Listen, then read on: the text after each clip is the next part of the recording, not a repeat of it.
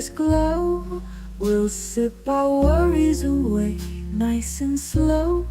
Your laughter ripples like sweet warm wine. In this jazzy sultry space you're mine. The saxophone croons a velvet tune, while melodies dance beneath the moon. We'll toast to moments both grand and small, in this hazy, lazy, jazz-touched hall. But let's sit together in the mellow night. We'll drink to love till the morning light. Every glass we raise a promise true. Here's to the magic in a drink with you.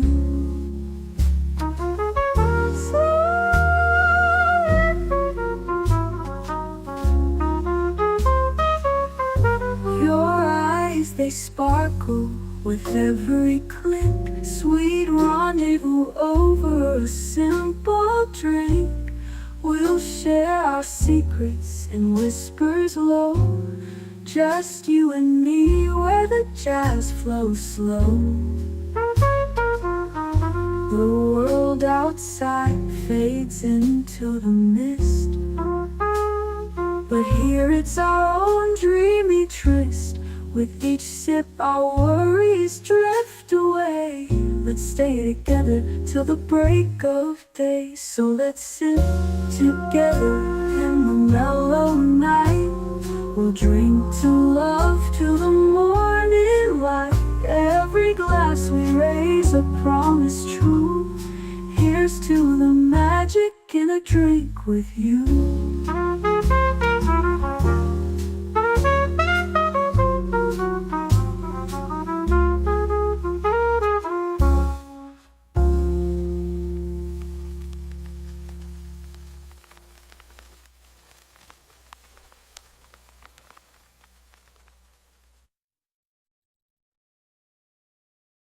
The following live stream has been approved for appropriate audiences.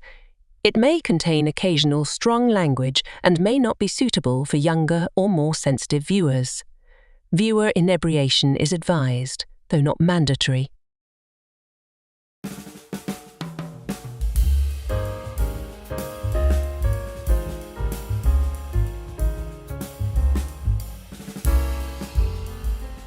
So tonight we go from Return of the King to Return of the Doctor. Actually, that would have worked better if we were talking about Christopher Eccleston, but we did that last week. Anyway, when last we left the Doctor, he had just regenerated into David Tennant. Rose didn't know what to make of him, and neither did we, but we were going to find out quickly. Let's talk about the most popular Doctor since Tom Baker. Get comfortable, top off your glasses, tell me what you're sipping on in the chat, and we'll kick off this Canarble wagon just as quickly as you can say, Allons-y.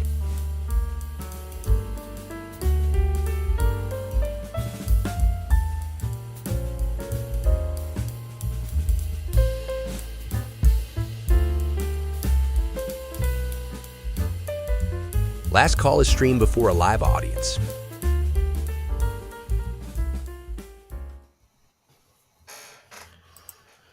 Well, this time I didn't mute myself. Great, that's wonderful for once. Vasalu, welcome. So good to see all of you. Boy, what a week it's been. I don't know about you, but, well, you can probably tell by the glass. You know what we're doing tonight. Release the Kraken. Release the Kraken!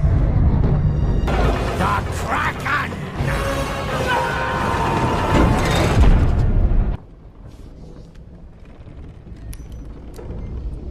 Why is the rum always gone? Well, I'm counting on all of you to make sure that the rum's not gone, because, well, I'm more fun when I drink. At least that's what I think. And that seems to be what a lot of you all think, too. So, welcome, welcome, welcome. So glad all of you are here. I hope you are all doing well.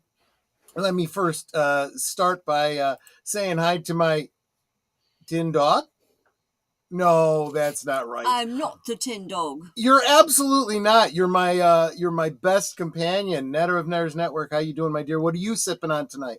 I mean, it even says in my icon, Mm. I am not the tin dog. I am not the Tim Dog. Yes. Exactly right. I am currently sipping on a Diet Dr. Pepper because I wanted something a little different, but I'll probably That's switch fair. back to my water after this one is finished.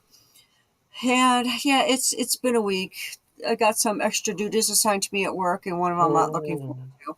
Yeah, I understand. Once the initial ick is over, it'll be fine. But It'll it's be doing the fine. setup stuff is going to be such a pain in the butt. I hear you. Well, salute and cheers. And so we got Aged Boomer being the David Tennant Aged Boomer. Yes. Hi. What you sipping on? I have myself a Callaway Blue, though I should be having an orange IC in a little bit. I'll be getting it delivered, so. Wow, really snazzy. I like the orange IC. They don't have that in Britain, do they? Well, maybe they do. I would imagine not, because they don't have artificial colorings and all that kind of stuff, and pretty soon we won't either. Just more orange than orange. Yep.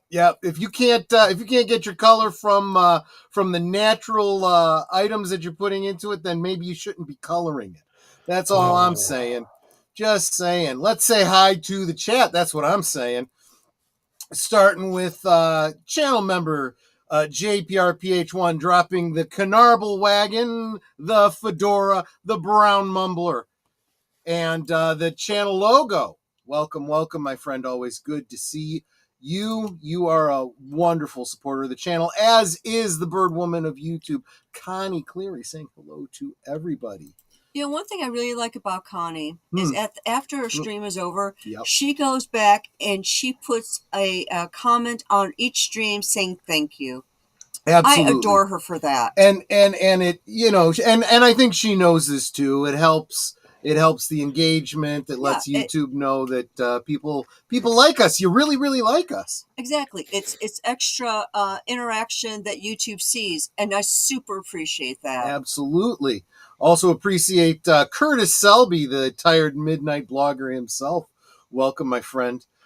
Make sure that you're subscribed to his channel, and if he starts a new channel and rebrands, just saying, we'll want to get over there and get him up and running as quickly as possible. And of course, I would have him as a guest on Thursday things so you can hear all about it. Big launch party if that happens. I'm just saying if.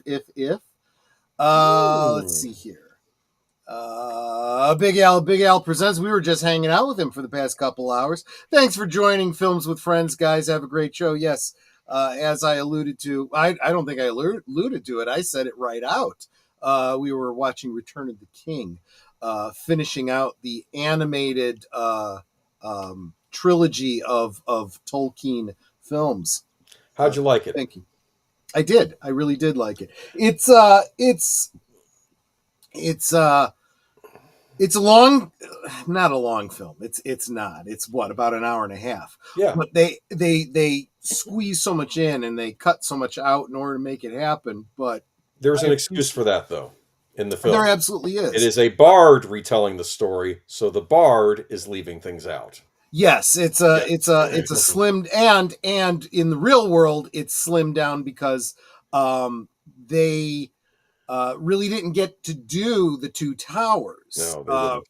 Batchke kind of did the part of it. Yeah, he did part of it, and he did the what's it called, the Lord of the Rings. And you just live with it. It's like, well, okay. And so they go back and they kind of do a lot of exposition. But I thought they did it in a really good Rankin and Bass kind of way. I like the voice of the Nazgul. Yeah. He's creepy. I'm sorry. And I decided as we were watching it, because Tim had suggested, hey, how about a rewatch of now all of the Peter Jackson films? And Big L was like, sorry, I don't have an answer for that. That's good. Just stay quiet. I'm talking to you. Big Al was like, yeah, that could be months of rewatch. And I'm like, I said, now that I think about it, I have the fan edit of the Hobbit, the 3 films. Oh. Actually the story that Tolkien told. I said, I think I'm going to put that up as a poll to see if the members would like to watch that on Members Night at the Movies. That'd Remember, be interesting. membership is as low as $2 a month, and you get a rewatch every Monday with me. And you guys get to choose what movie we'll be watching. So consider becoming a member if you aren't already. I already said hello to this schmo. But I better be nice to him because he's my designated driver.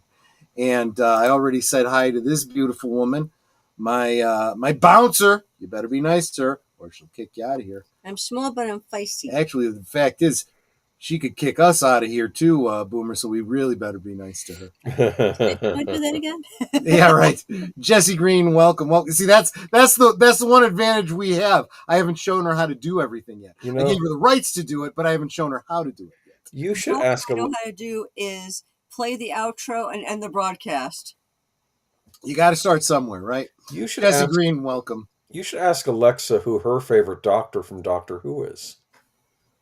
I will do that. Alexa, who is your favorite doctor from Doctor Who? Well, there have been many greats to play the leading role of Doctor Who. I'm particularly fond of the 10th Doctor, played by David Tennant. Did you know she was going to say that? I didn't, actually. I didn't. Did you set me up for that? I did not. That was brilliant. I've never asked her.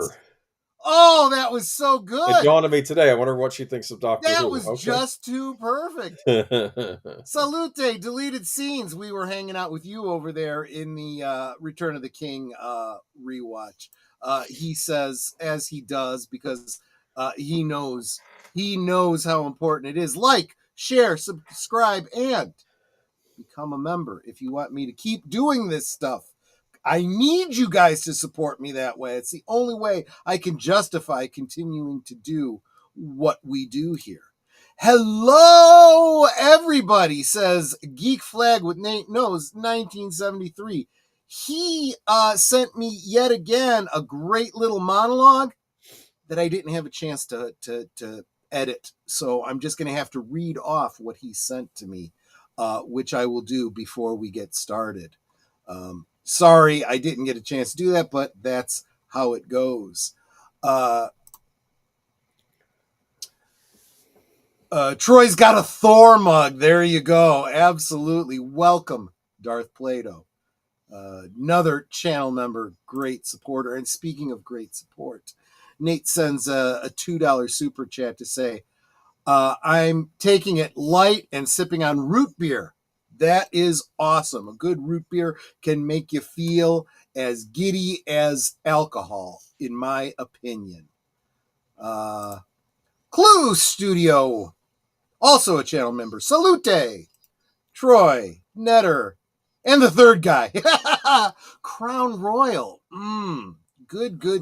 Also dropped a $5 super chat saying, Alexa, what are you drinking tonight? I'm not quite sure how to help you with that. Well, nonetheless, thank you for the $5 super chat. We'll put that towards our Amazon Prime subscription.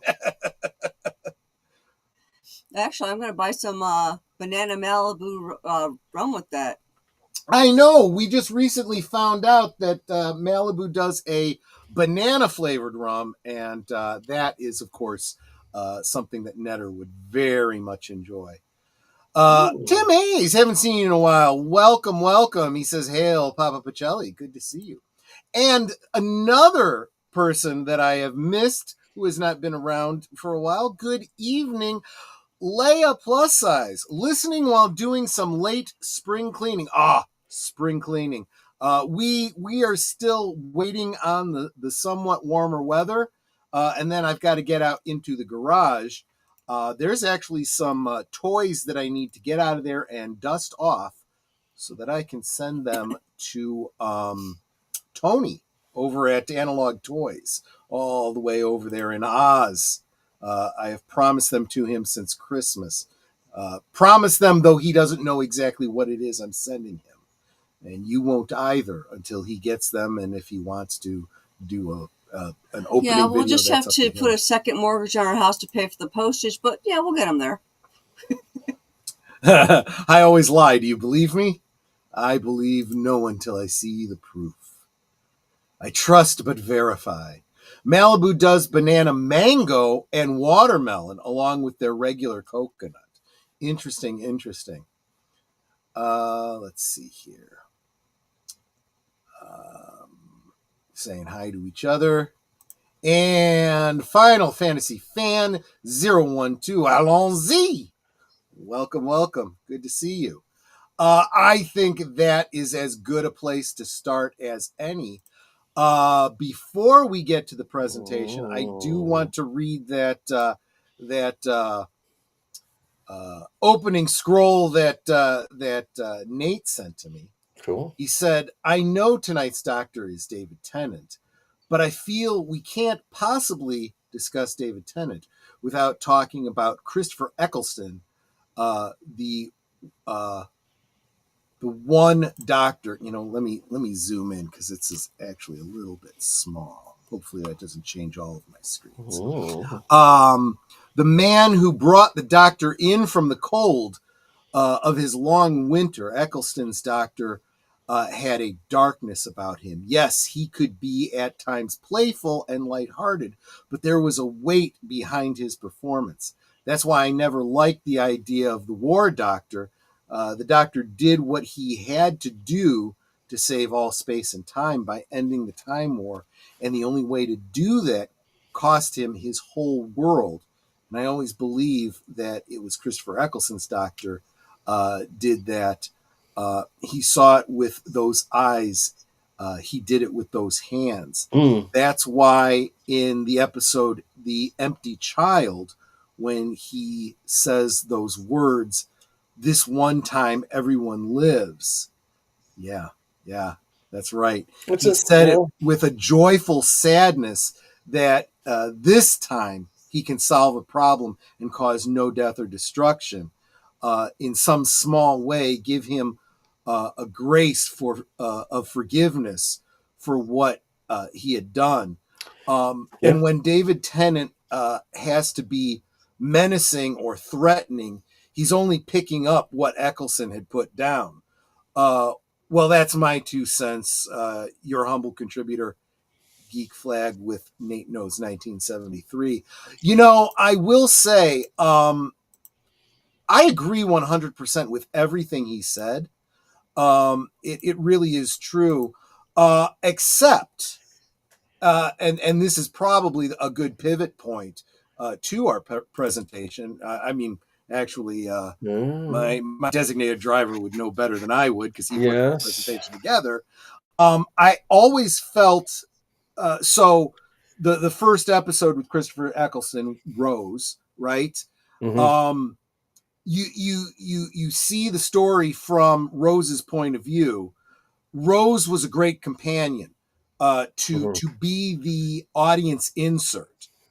So this is, in my opinion, how you reboot a franchise. You don't throw out the canon of the original, so you don't lose any of the old fans, but you find a way to introduce the new fans so they don't feel like they're missing out on anything.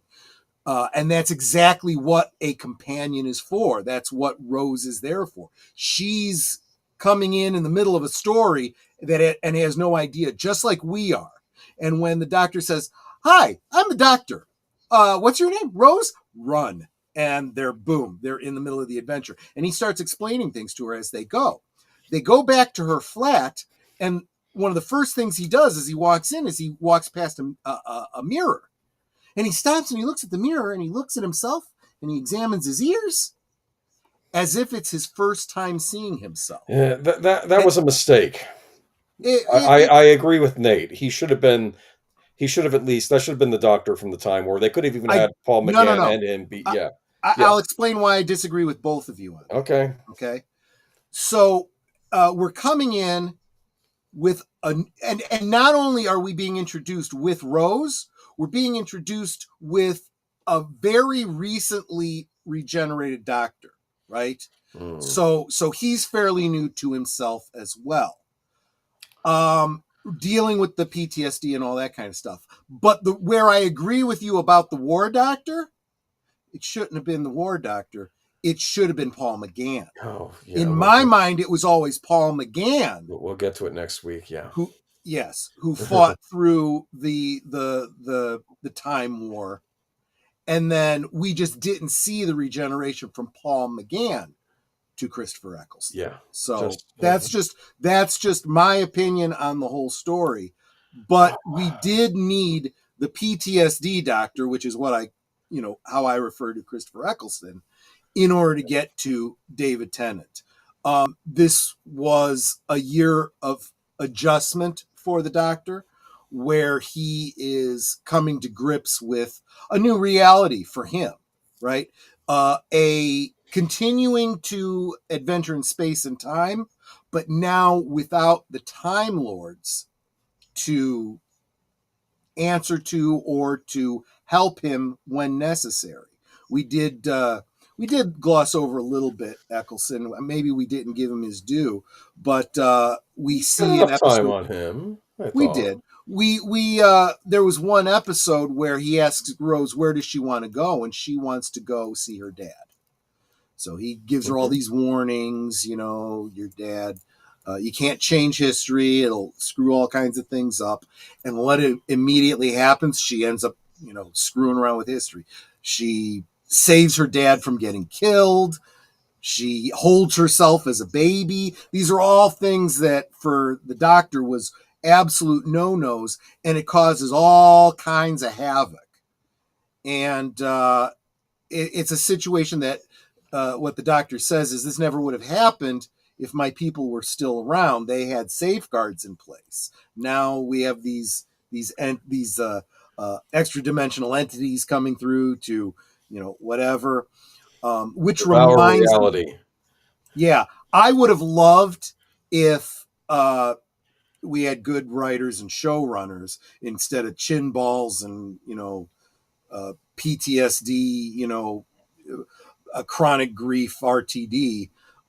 If we had somebody who thought through the continuing story after Stephen Moffat, I would have liked to have seen the return of the Time Lords, maybe facilitated by the Doctor, but when they start to institute new safeguards on time, just like those flying entities from that episode that I was just talking about, but the entities they grab are the Weeping Angels, and they turn the Weeping Angels into kind of indentured servants. When time gets all messed up, that's when they're allowed to feed. You go get the people that that screwed up time, and you do to them what you do to them, and you can feed off of their time energy, and it restores the timeline.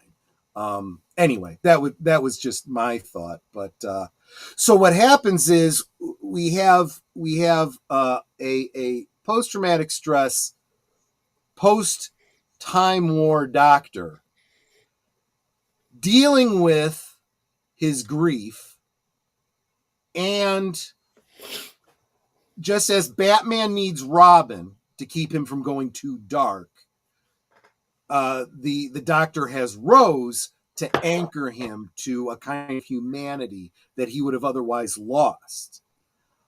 In so doing, he does have great moments of for as you said, like the empty child, everyone lives, and then sacrifices himself to save Rose after Rose was basically doing the same thing. In that last episode, she takes in all of the time energy from the Eye of Harmony in the TARDIS to, kind of Deus Ex Machina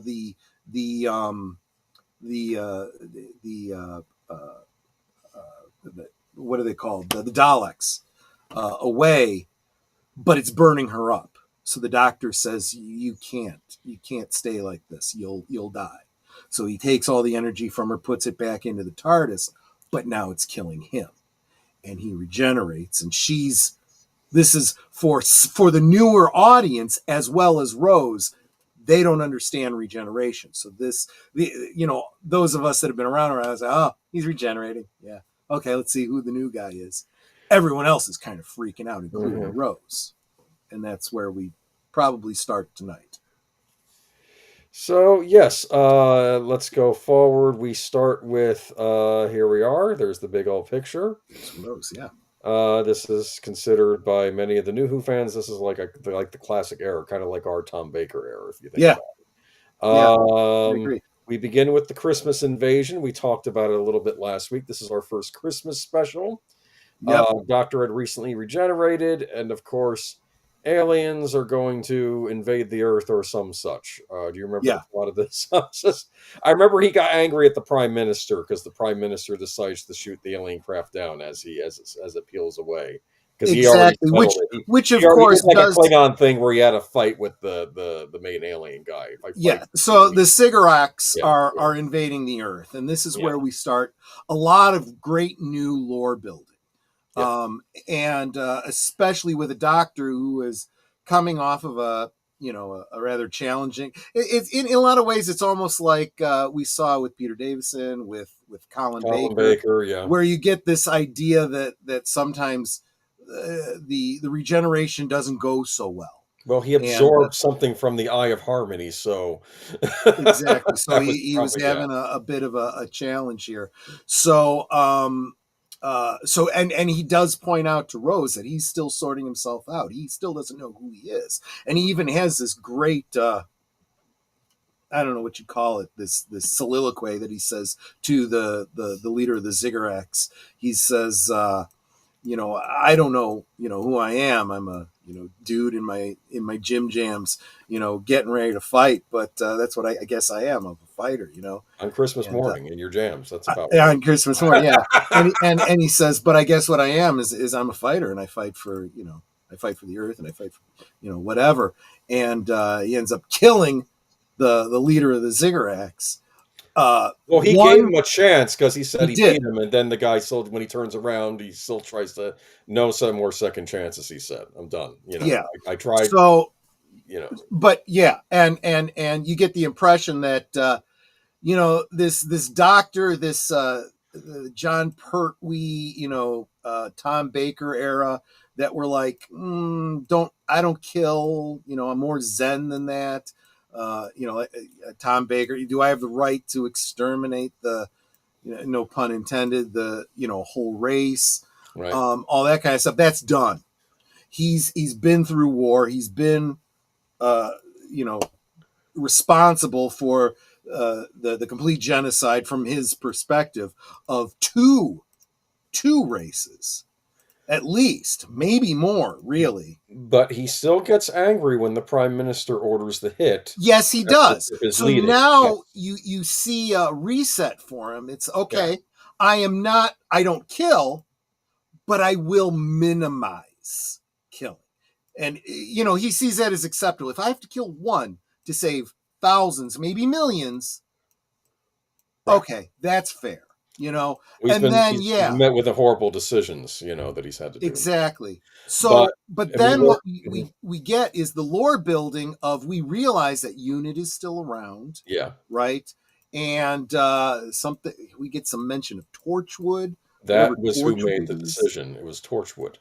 Exactly. And you start to find out there's these shadow agencies going on. And honestly, it's kind of brilliant. It kind of makes sense. We started to get a little bit of that of UNIT back in the John Pertwee era.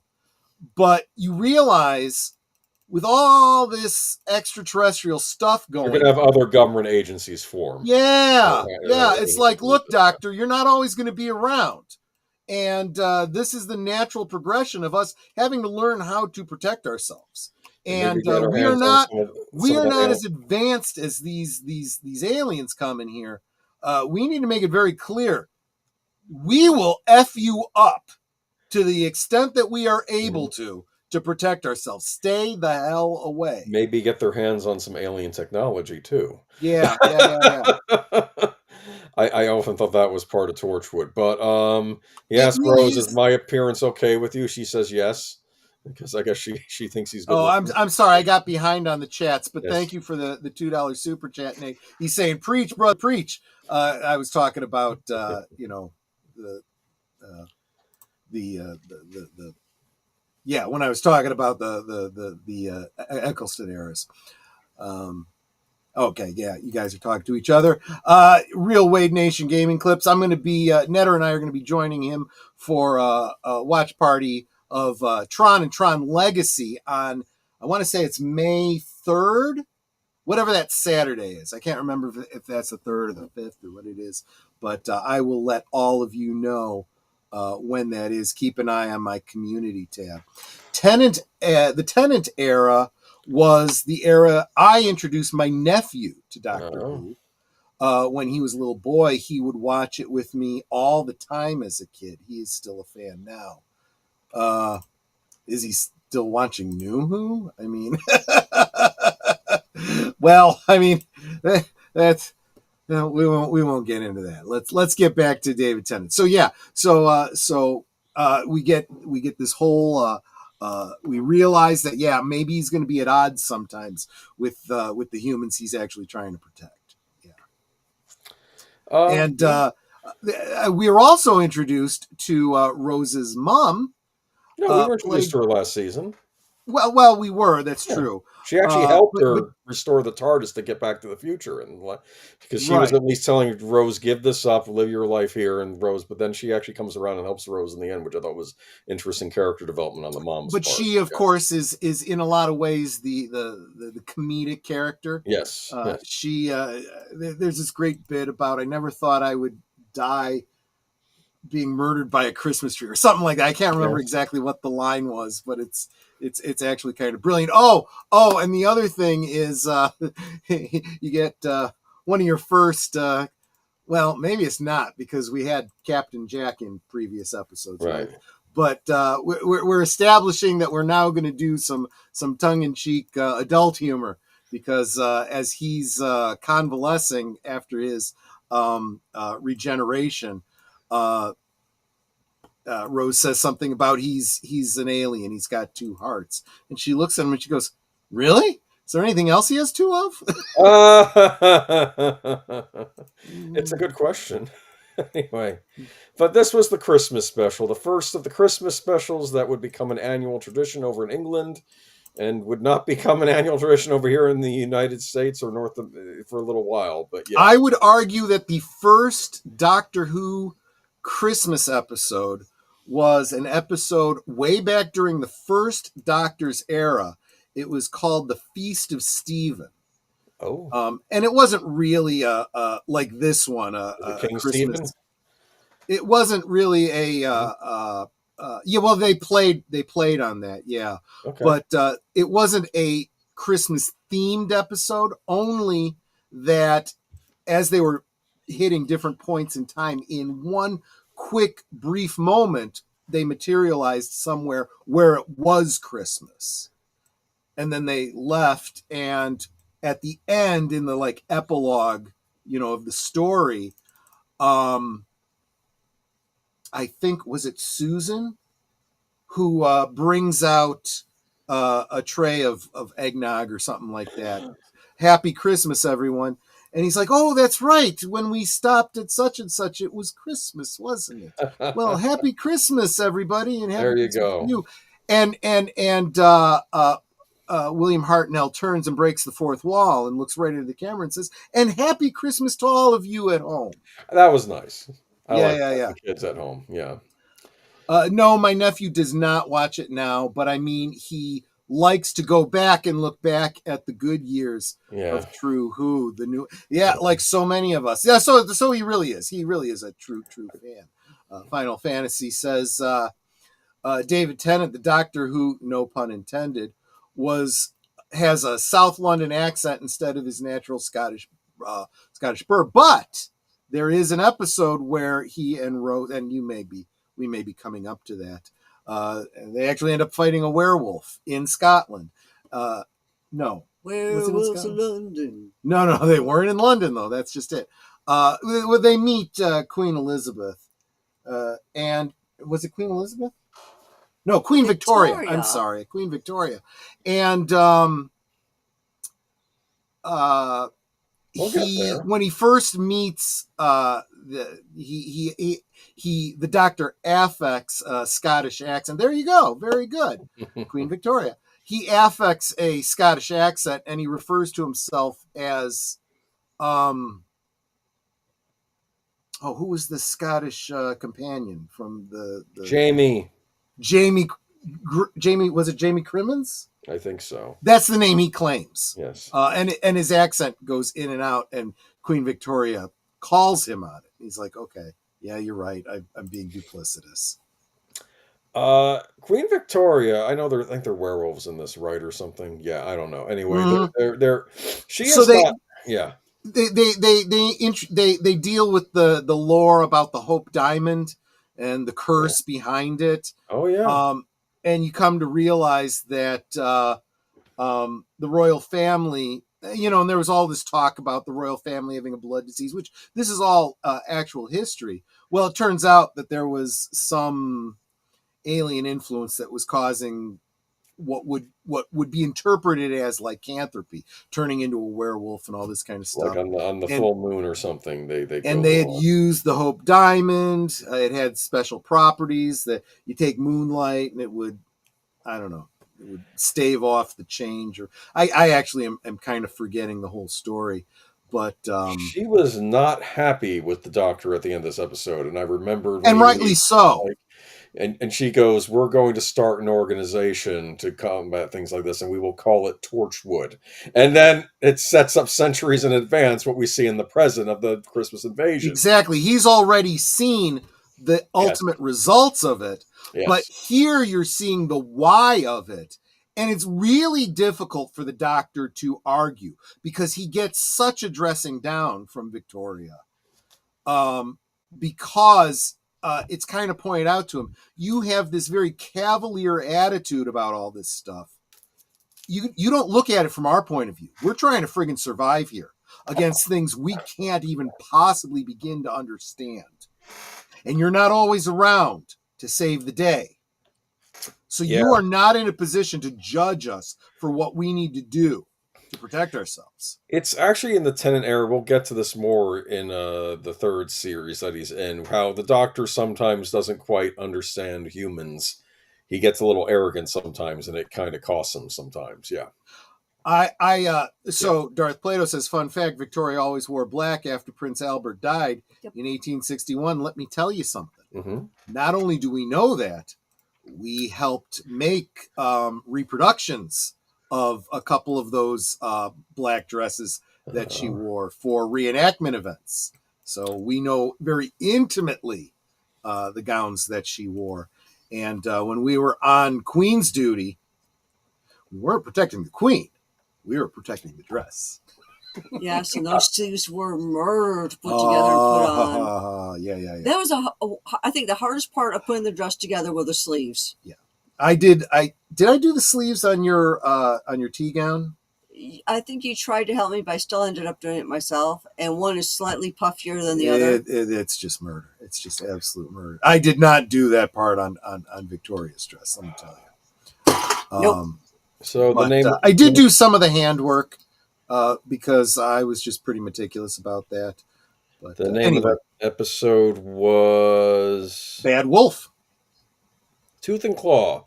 I must have skipped. Oh, I skipped New Earth because I didn't care. I'm sorry, that's me, and I'm sure people like that episode. That was where everybody. Yeah, New Earth was great if you're really into the lore of the future history of Earth. It was, and it was kind of cool because you get to meet the last, human from Earth. When in a way, actually Rose is also one of the last person from Earth, but she is still, in human form, whereas the last human has been kept alive by artificial means and doesn't even look human. It looks like Saran wrap. Yeah, exactly. Which I always felt was like a tongue-in-cheek poke at people that get a lot of plastic work surgery, done. yeah. Yeah. Okay. The return of this was Class Reunion, I think it was called. School Reunion. School Reunion, which brings back Elizabeth Sladen as Sarah Jane and K9. Yep. And it also goes on to establish the canonicity of the previously unreleased. No, was it released? I can't remember now. No, it was released. They did a pilot for K9 and Company. It was K9 and Company, although it was really badly named. I think it was just a marketing ploy because it was a spin-off for Sarah Jane, and it was going to focus on Sarah Jane and K9 kind of doing their own thing on Earth. And this kind of established that, she had a whole bunch of adventures that we never saw. That series in universe actually happened. We just didn't see all the adventures. Yep. So there we go. And this was a fun episode. And there was kind of a bittersweetness here, though. Like Sarah Jane said, she was never the same after he left, and all this, and like how sometimes the companions aren't so well off after the Doctor leaves them, right? Yeah. So this one was kind of cute. This was I can't remember who wrote the episode, if it was Russell T Davies or someone else, who actually paid attention to the storyline that the Doctor left her not exactly where she was supposed to be. She actually had to. She wasn't like in front of her house. She had to travel. Yeah, and she said something like, "Is this even Kensington?" Yeah, exactly. And they jumped on that and like, no, it wasn't.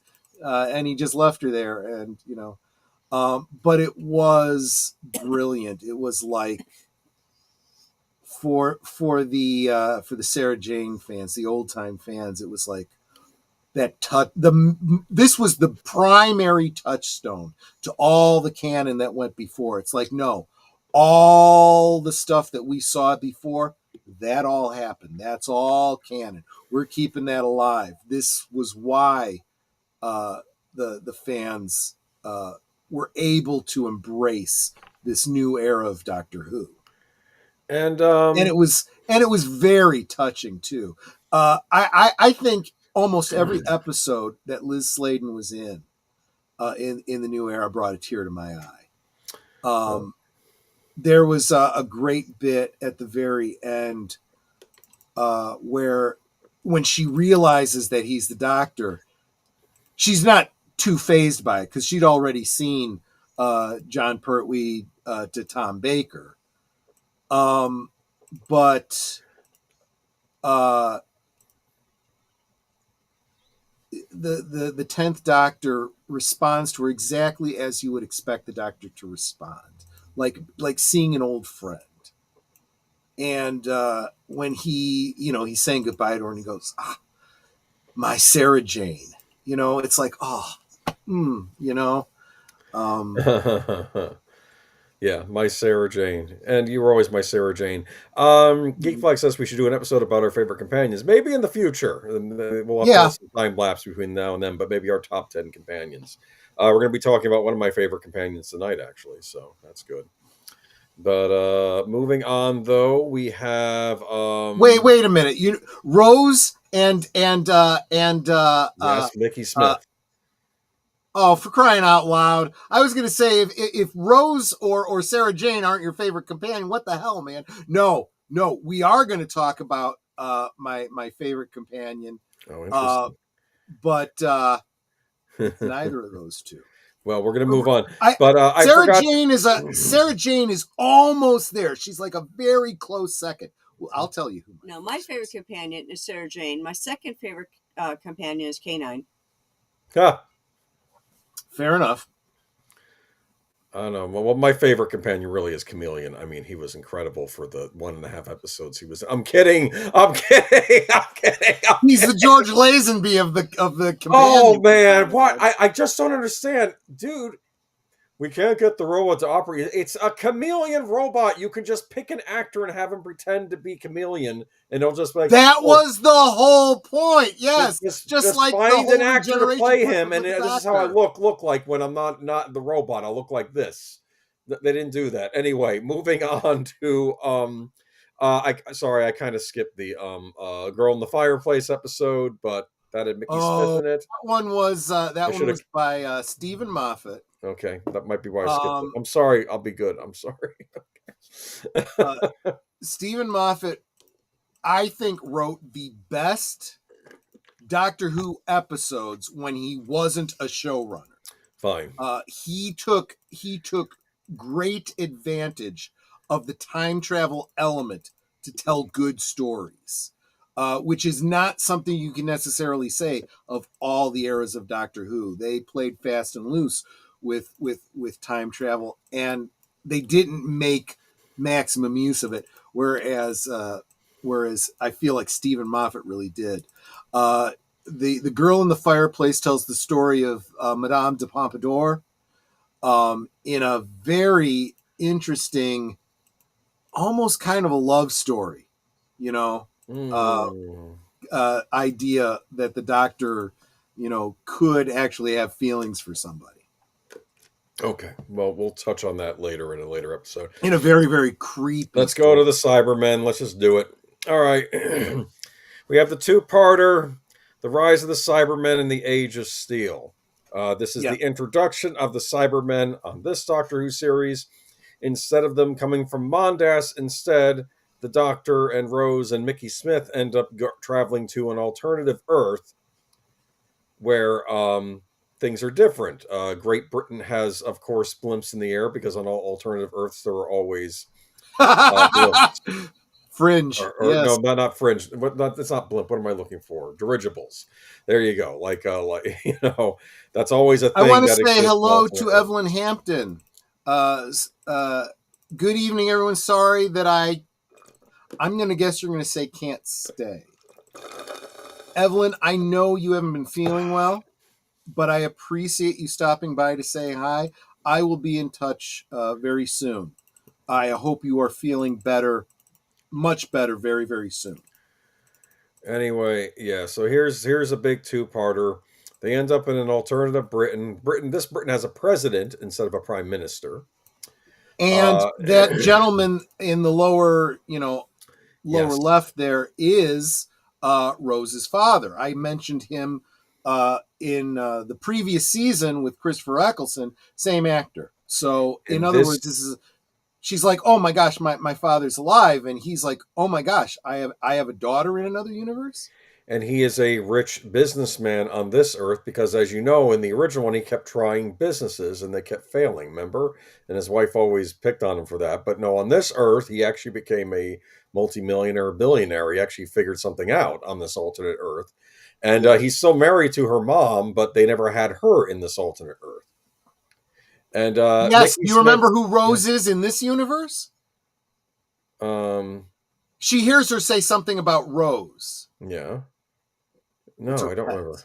Oh, I see. Pet. Funny. I think it was a little yip yip dog, like a Chihuahua or something, or like a Paris Hilton dog. I remembered Mickey Smith's, I think, grandmother was alive in this universe, and he felt bad because she had died in his universe, and now she's alive, but she has no one look. And I think did he die in this? Oh no, wait, hold on.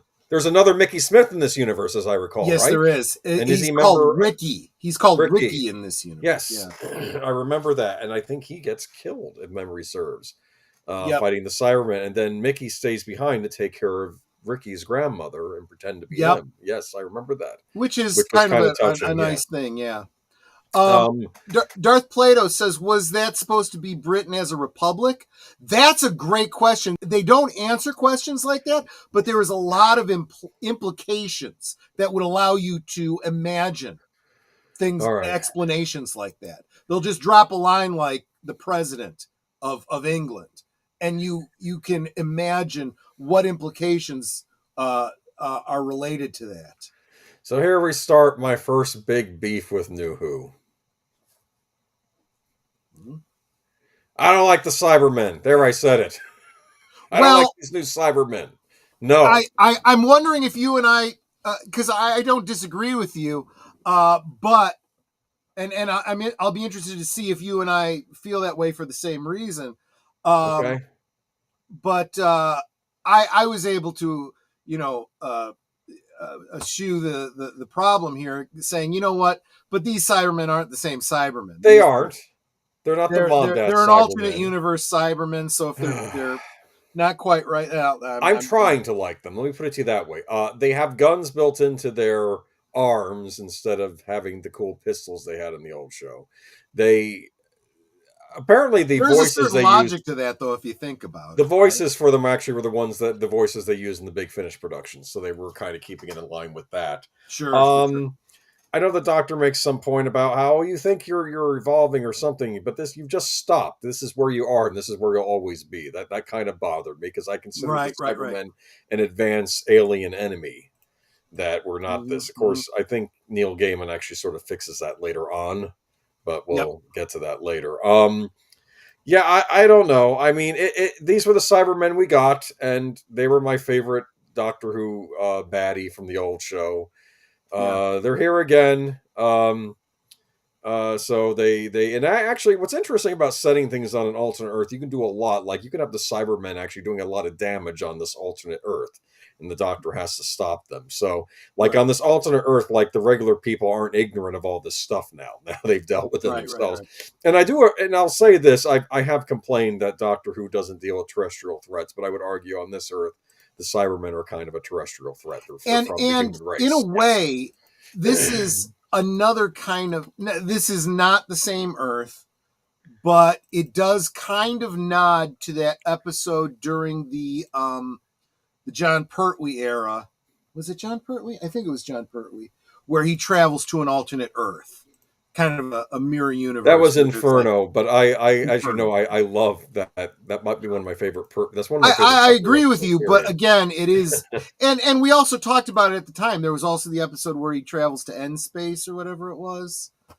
Was that it? Yeah, but that's a different thing. That's another universe. But it is alternate universe. But it's not alternate Earth. It's another. Just right. No, you're right. Here's the deal. Well, keep in mind when you're talking about alternate universes, there might be a universe where there is no Earth. So, which end space is arguably. I'll be blunt. I'll admit I do like that. Do I want to call it a trope in science fiction? The alternate Earth where things are different. I think it's fun. I think it's in real life. I think the idea is ridiculous. I think if there are other universes, they'd be unlike anything we're used to here. It'd be like if you dig into and I didn't want to get off. I'll be very brief. I won't get off. Yeah, let's not. We'll be here for 5 hours. But the whole concept of the double slit experiment and the possible explanations and all that kind of stuff for every possible infinite decoherence.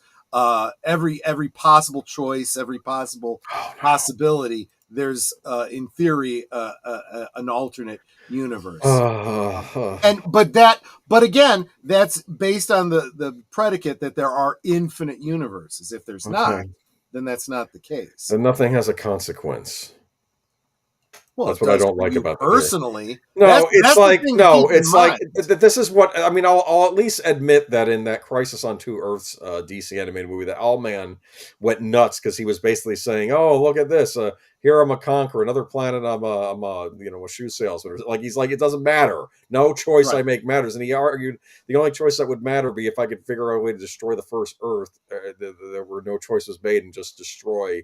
Everything. That's the only choice argument that would matter, and that was what drove him nuts. That's why he was going to do that. But see, that is the whole concept of the of quantum immortality. Google it. There's YouTube videos about it. The problem with it. So in other words, for every risky thing that you could do, where there's a chance that you survive, there is a universe where you survive, and there's that individual will always survive because the dead one has no consciousness. Well, that's wonderful, except for all of the ones that died.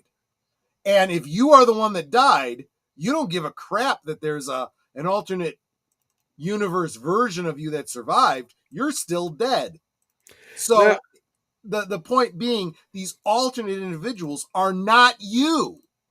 They are somebody else that was identical to you up to the point of divergence in your history. Now, Mickey Smith kind of goes through an interesting arc in this episode. Doesn't he see his alternative self, and his alternative self is really put together, like kind of a badass, like he's like a member of that Yeah, version so we unit should and stuff. probably Yeah, take a step back and talk a little Yeah. bit about Mickey. Mickey I don't have his is picture kind of a up, but goof. yeah. He is Rose's boyfriend. He's a regular guy. I don't. Let's not He's pick your on him. average Joe kind of guy, Yeah, but he's kind of a goof. yeah. A little bit beta, I would call him. Oh.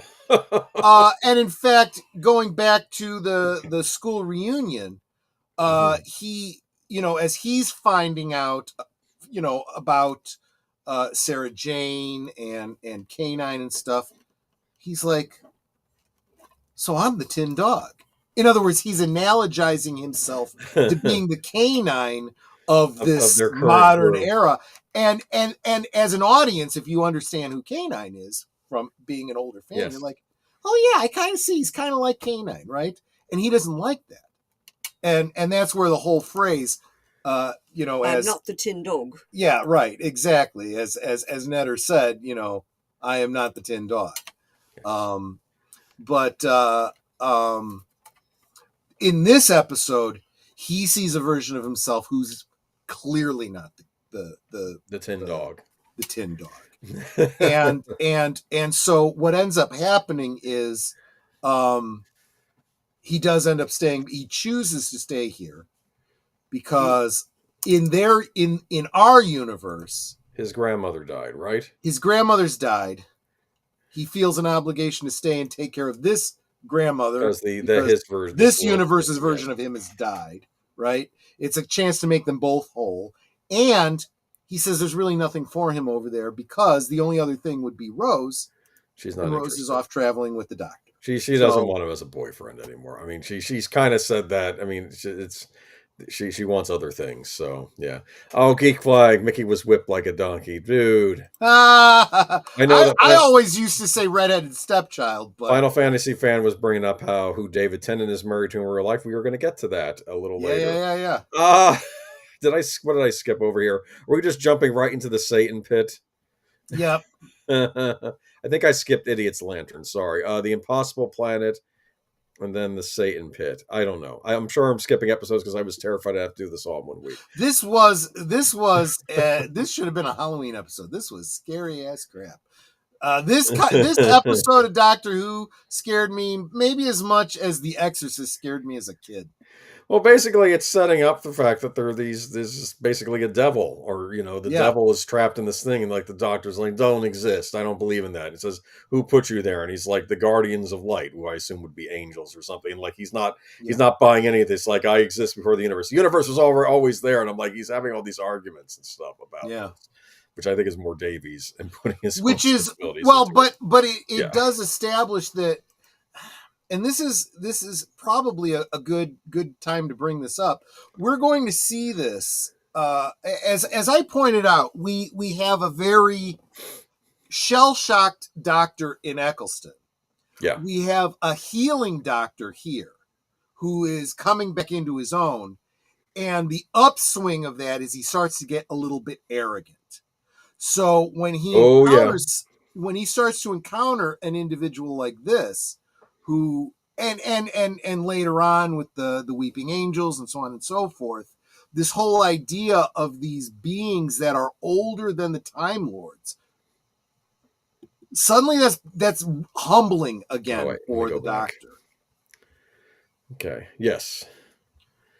Somebody who can debate with the doctor and hold his own because he has as much or more wisdom than the doctor himself. Oh, you're 2,000 years old? Oh, that is cute. So adorable. I am billions and billions of years old. All right.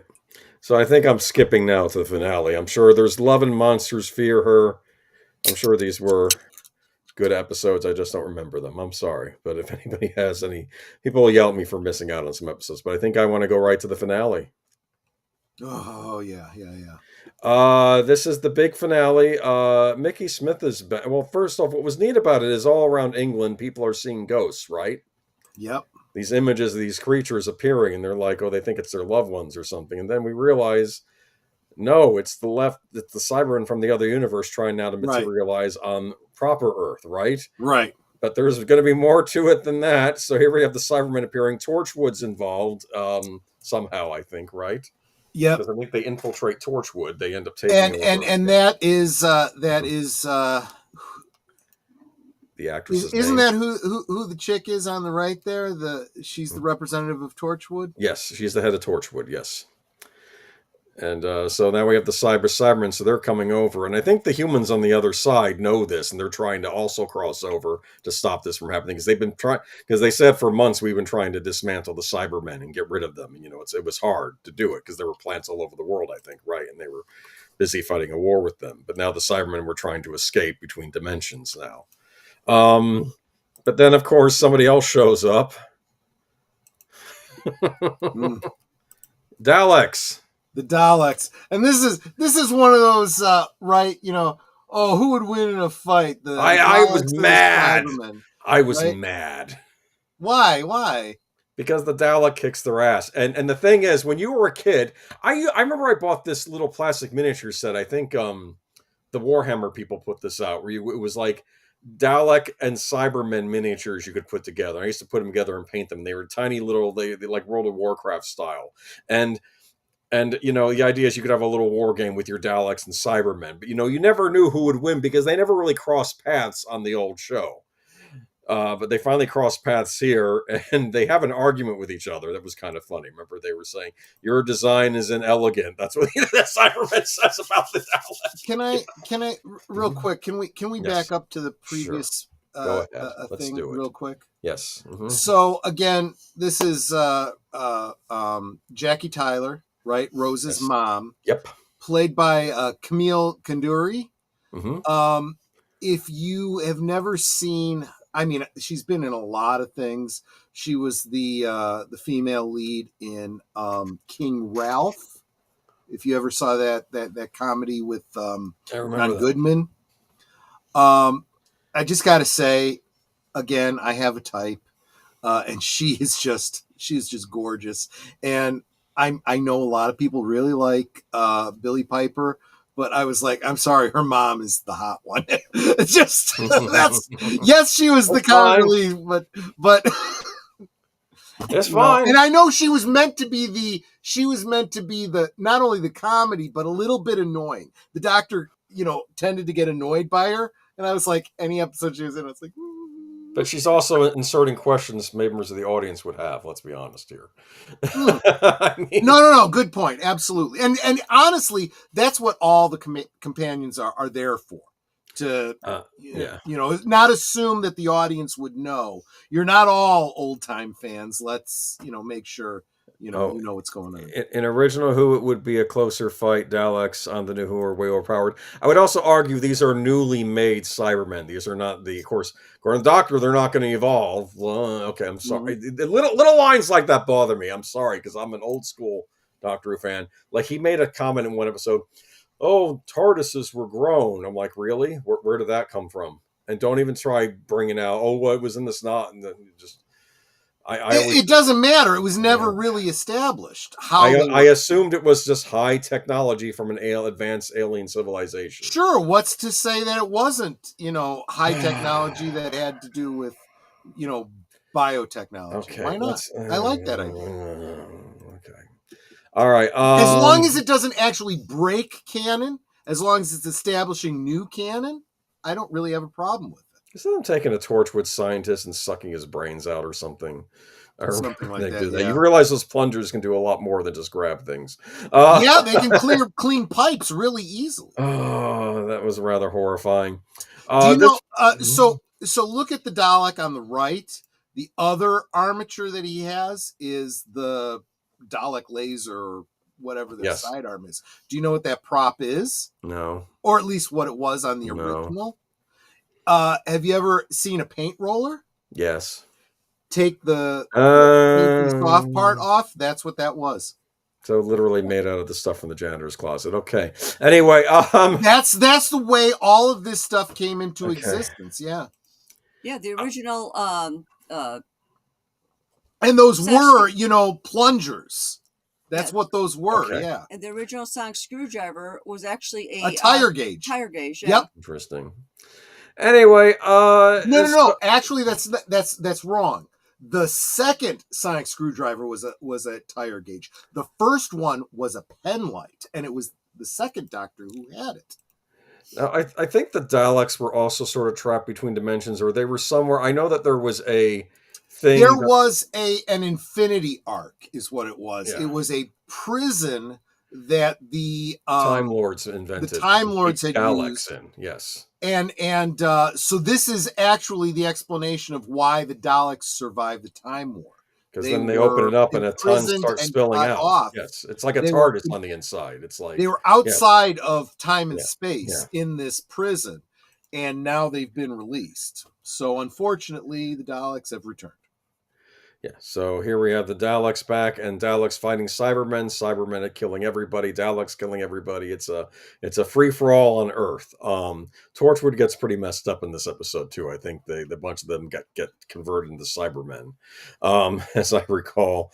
And we will not get to Amy Pond until next week, simply because she's a Matt Smith companion. Yes. I will also say this: we did mention how Rose played a role in the regeneration of the Doctor, and for a brief period of time she was a big Deus Ex Machina, but the Doctor takes that ability away from her and sacrifices himself to do that. The point is, it's not something you expect to do. It's not like the Holdo maneuver. Right. Later on, we will see something very similar with what's her name? The Runaway Bride. Yeah, we'll get to that. We'll get to that. We're going to get to anyway. That I'm making a point here, though. I'm making a point here. Donna Noble. Donna Noble. Thank you. She has a Deus Ex Machina moment, and the Doctor has to take that away from her as well, or she'll die. And then later on, when we get into Capaldi, we get into the Impossible Girl, who never has her impossibility taken away from her, and she is the bestest ever. And that's where we start to. I'm not as harsh on her as you are. Liked Clara. I did too, until she overstayed her welcome. Okay. We'll get to We're going to get to that, and I feel kind of sorry for Clara. Actually, we'll get to that when we get there. Agreed. All right, so they're gonna have to. So there's this is party tough. Of the ways. Yeah. This is a and the Doctor's 3D glasses. I love that. Yes. Yes, I had a picture. I felt like it was a little minor Twin Peaks connection. It's not, but I always imagined it was. But yeah, Rose decides to stay. Rose decides to stay on the alternative Earth.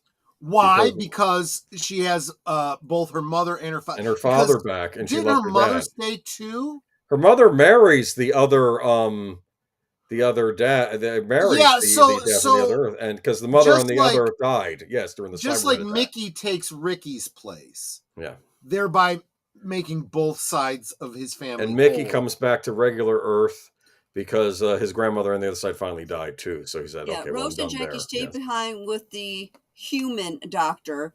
So that's not yet. Wait. That's later. You're getting ahead of us. We're not even there yet. There we go. But they have their last goodbye here. Look, he's fading because they can't even keep staying in contact because crossing over is doing damage. I love the line where this communication he's having with her from our universe. Yes. He's got the TARDIS in orbit around a dying star. He says, "I'm literally burning up a star to say goodbye to you." Just say goodbye to you. I thought that was so sweet, you know. And it looks like Rose is going to get a Where are they? Do you remember the name of this beach? No. Bad Wolf Bay. Oh, that makes sense. I know you did, sweetie. I'm sorry. Anyway, but yeah, this is the part of the ways. Goodbye, Rose. Or at least for now, goodbye, Rose. So moving on. Wait a minute. There's one other thing. Yes. There's one other thing. He's literally burning up a star to say goodbye. You could see how, translucent he is. And he doesn't even get to say the last thing he was going to say. Nope. And he says, "Rose Tyler, and then he disappears. Now, of course, most fans assume it's maybe like, "Rose Tyler, I love you," or something like that. I'll miss you. We don't know for sure. That's important. Okay. Well, considering that he started to cry, I'm saying it's I love you. Yeah, I think a lot of fans have assumed that to be the case. This one is The Runaway Bride. What did you guys think of the John Sims as the master in this era of Doctor Who? It was a great reintroduction of the master. Yeah. Absolutely. So we're introduced to Donna Noble in this episode as a... this is another Christmas special, as I recall. Am I right? Another Christmas special, yes. It was called The Runaway Bride. And she's going to get married, and then... It starts out with a little bit of a cliffhanger from the last episode of the season where he's about to say whatever he was going to say to Rose, and he disappears. In the TARDIS, he's like, and he's alone in the TARDIS. And he begins to set, coordinates for wherever he's going to go next. And suddenly there's this broad in the TARDIS. Yelling at him. And what does he say? He's like, what? Yes, he what? does that. It becomes a trope for this doctor. Yeah. So she's supposed to be getting married, and then I think there's something wrong with her husband to be, because is he an insect person or I don't know. And then there's the big bug woman queen. Yes, yeah. And things are not working out for Donna Noble, but they saved the day or something like that. Yeah, I can't remember. Yeah, her husband wanted to feed her to the spiders as a meal. Yeah. Okay, wait. Yeah. And she wasn't down with that. And then David I kind of understand that, to be honest. And then at the end of David Tennant's like, something, I need a mate, someone to go on, thing. Why don't you come with me? We'll go on some adventures. And she misunderstands his vernacular. She says no. Yeah. To mate? I don't want to mate. No. Not to mate. A mate. Hang out with me. A friend, yes. On adventures through time and space. She's like, no, don't want to do that. She turns him down. You think she's going to be a one-time companion, which we've seen before in Doctor Who. But more on her later. Yeah. Then we get into season proper with Smith and Jones. That's the name of the first episode, right? Yeah. So Freema Agyeman is the actress. Yes. Billie Piper was, Rose. And just going to say, in this modern era, you have a lot of companions and doctors who, if you are so inclined, they've been in other things where you can see whole lot more of these people. Really? Just saying. Like, yes. You mean Freema? Okay. Oh, yeah. I didn't know about this. Okay. Rose Tyler was in a series called Diary of a Call Girl. Yes, Secret Diary of a Call Girl. Freema Agyeman was in, I don't remember what the name of the show was. She plays a lesbian. A lot of that kind of stuff. The L Word? No, I don't know if it was the L Word. I honestly don't know. And Matt Smith does a whole lot of full frontal doctor nudity. Just saying. Well, that's if that is your you can do your own Google foo on that. Okay, well, Matt Smith. Y'all have phone. I'm sure it was on that. Fish fingers and custard. The King of Dragons. Right. Okay. Oh my goodness. Anyway, Martha Jones. This is still a family show. The Doctor Who at this point. So yes, we've already had. Well, wait a minute. Mm-hmm. This transition, I need to say one more thing about Rose. So we definitely had this thing where Rose seemed to. No, you didn't. You don't have to go back. All right. Okay, it's fine. Whatever. Well, I don't know. I'm just trying to. But we just came off of Rose, where it's very clear that she has some very serious feelings for the Doctor. Yes. And the Doctor really doesn't have those feelings for her. Or maybe he does. We don't know. Maybe he has these feelings, he reciprocates those feelings, but he's like, I'm sorry. No, this can't be. I'm 1,000 years old and you're effectively 2. So no.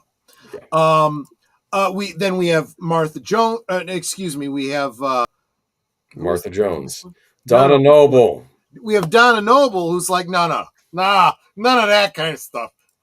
No way. Okay, good. No problem there. The doctor's like, Okay. good with that. I wasn't interested in no. Then we get to Martha Jones, and Martha Jones kind of falls for him like almost right away. And the doctor's like, no. And he does make it like, she perceives it as you've just come off of another relationship and you're not ready for another relationship. And that's kind of where he is in general. But in reality, it's like, I'm not doing this whole 1,000-year-old doctor and, 20, 30-year-old human. And Martha Jones is thinking, but I look like a supermodel. What's wrong with you? That's probably what she's thinking. Yeah. I mean, it's a very nice. Hey, don't you want to get a little freaky? Maybe a little bit of the, she I think might going? be. I think she might be my favorite companion from the New Who era. So here's another important point about her.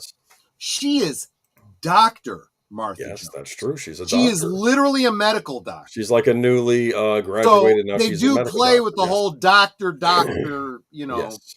nomenclature. Yeah. Oh, that's what it was. That see, I knew someone would know. Matt Smith was in Secret Diary of a Call Girl with Billy Piper. Okay. You know that, Boomer, because I sent you. You sent me the picture, yes. Anyway, I forget what these were called. The June Dune or the something like that. The Jadoon. Jadoon, okay. They're basically like anthropomorphic rhinoceros people. Oh, when my dad watched this episode, I was like, "Hey, Dad, what'd you think of the space cops?" And like, because he was a retired police officer, and he said, "Well, at least they didn't make them pigs." That's what he said. That is your dad. I like your dad already. Yes. So the Jadoon have a language where every word in their language is a rhyme of a long O. So Jo, Do, Mo, Fo, Go, Go, Go. I said mofo intentionally, by the way. Yeah, this is basically we're in Lex territory again. Okay. What was this? David Tennant, who originally played Casanova before becoming the Doctor. Of course. Now we got Matt Smith, who was in Secret Diary of a Call Girl before he became Doctor. Well, I'm sure there's a litmus test for being on these shows. Right.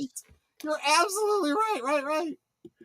Okay, so that was her first episode. She goes, man, this was neat. This was the Shakespeare Code, right? The Shakespeare Code instead of the Da Vinci Code. I like that. That was funny. She was very worried about time traveling. She says, I don't want to. What if we time travel to a century where they had slavery? Me being who I am. And so this was a great point because we have a black character. Yes. Who has her concerns. But this was really before the whole woke era, right? This was the so-called.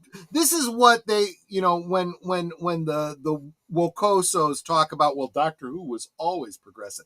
This was a great progressive, storyline. This whole idea of a black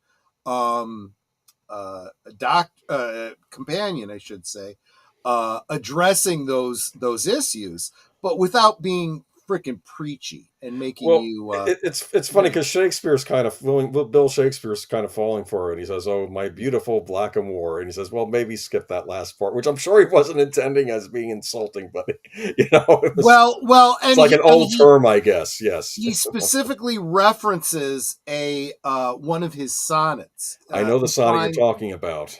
Yes, he implies that one of his sonnets is specifically about Martha Jones, which again, it's peak Doctor Who. I like it. Yeah. But yeah, I don't remember. He refers to his dark lady or something like that. And then there's witches in this episode, and they end up using some Harry Potter vernacular to get rid of the witches and stuff. I remember that. Yeah. He has to.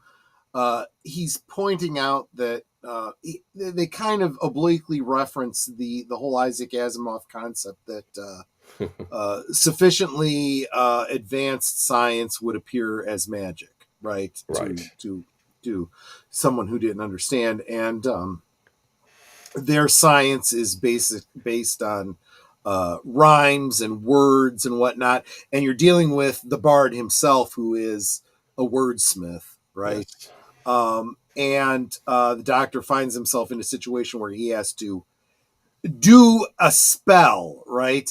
And he's having a hard time coming up with a rhyme, and he uses a rhyme by using the a term from Harry Potter.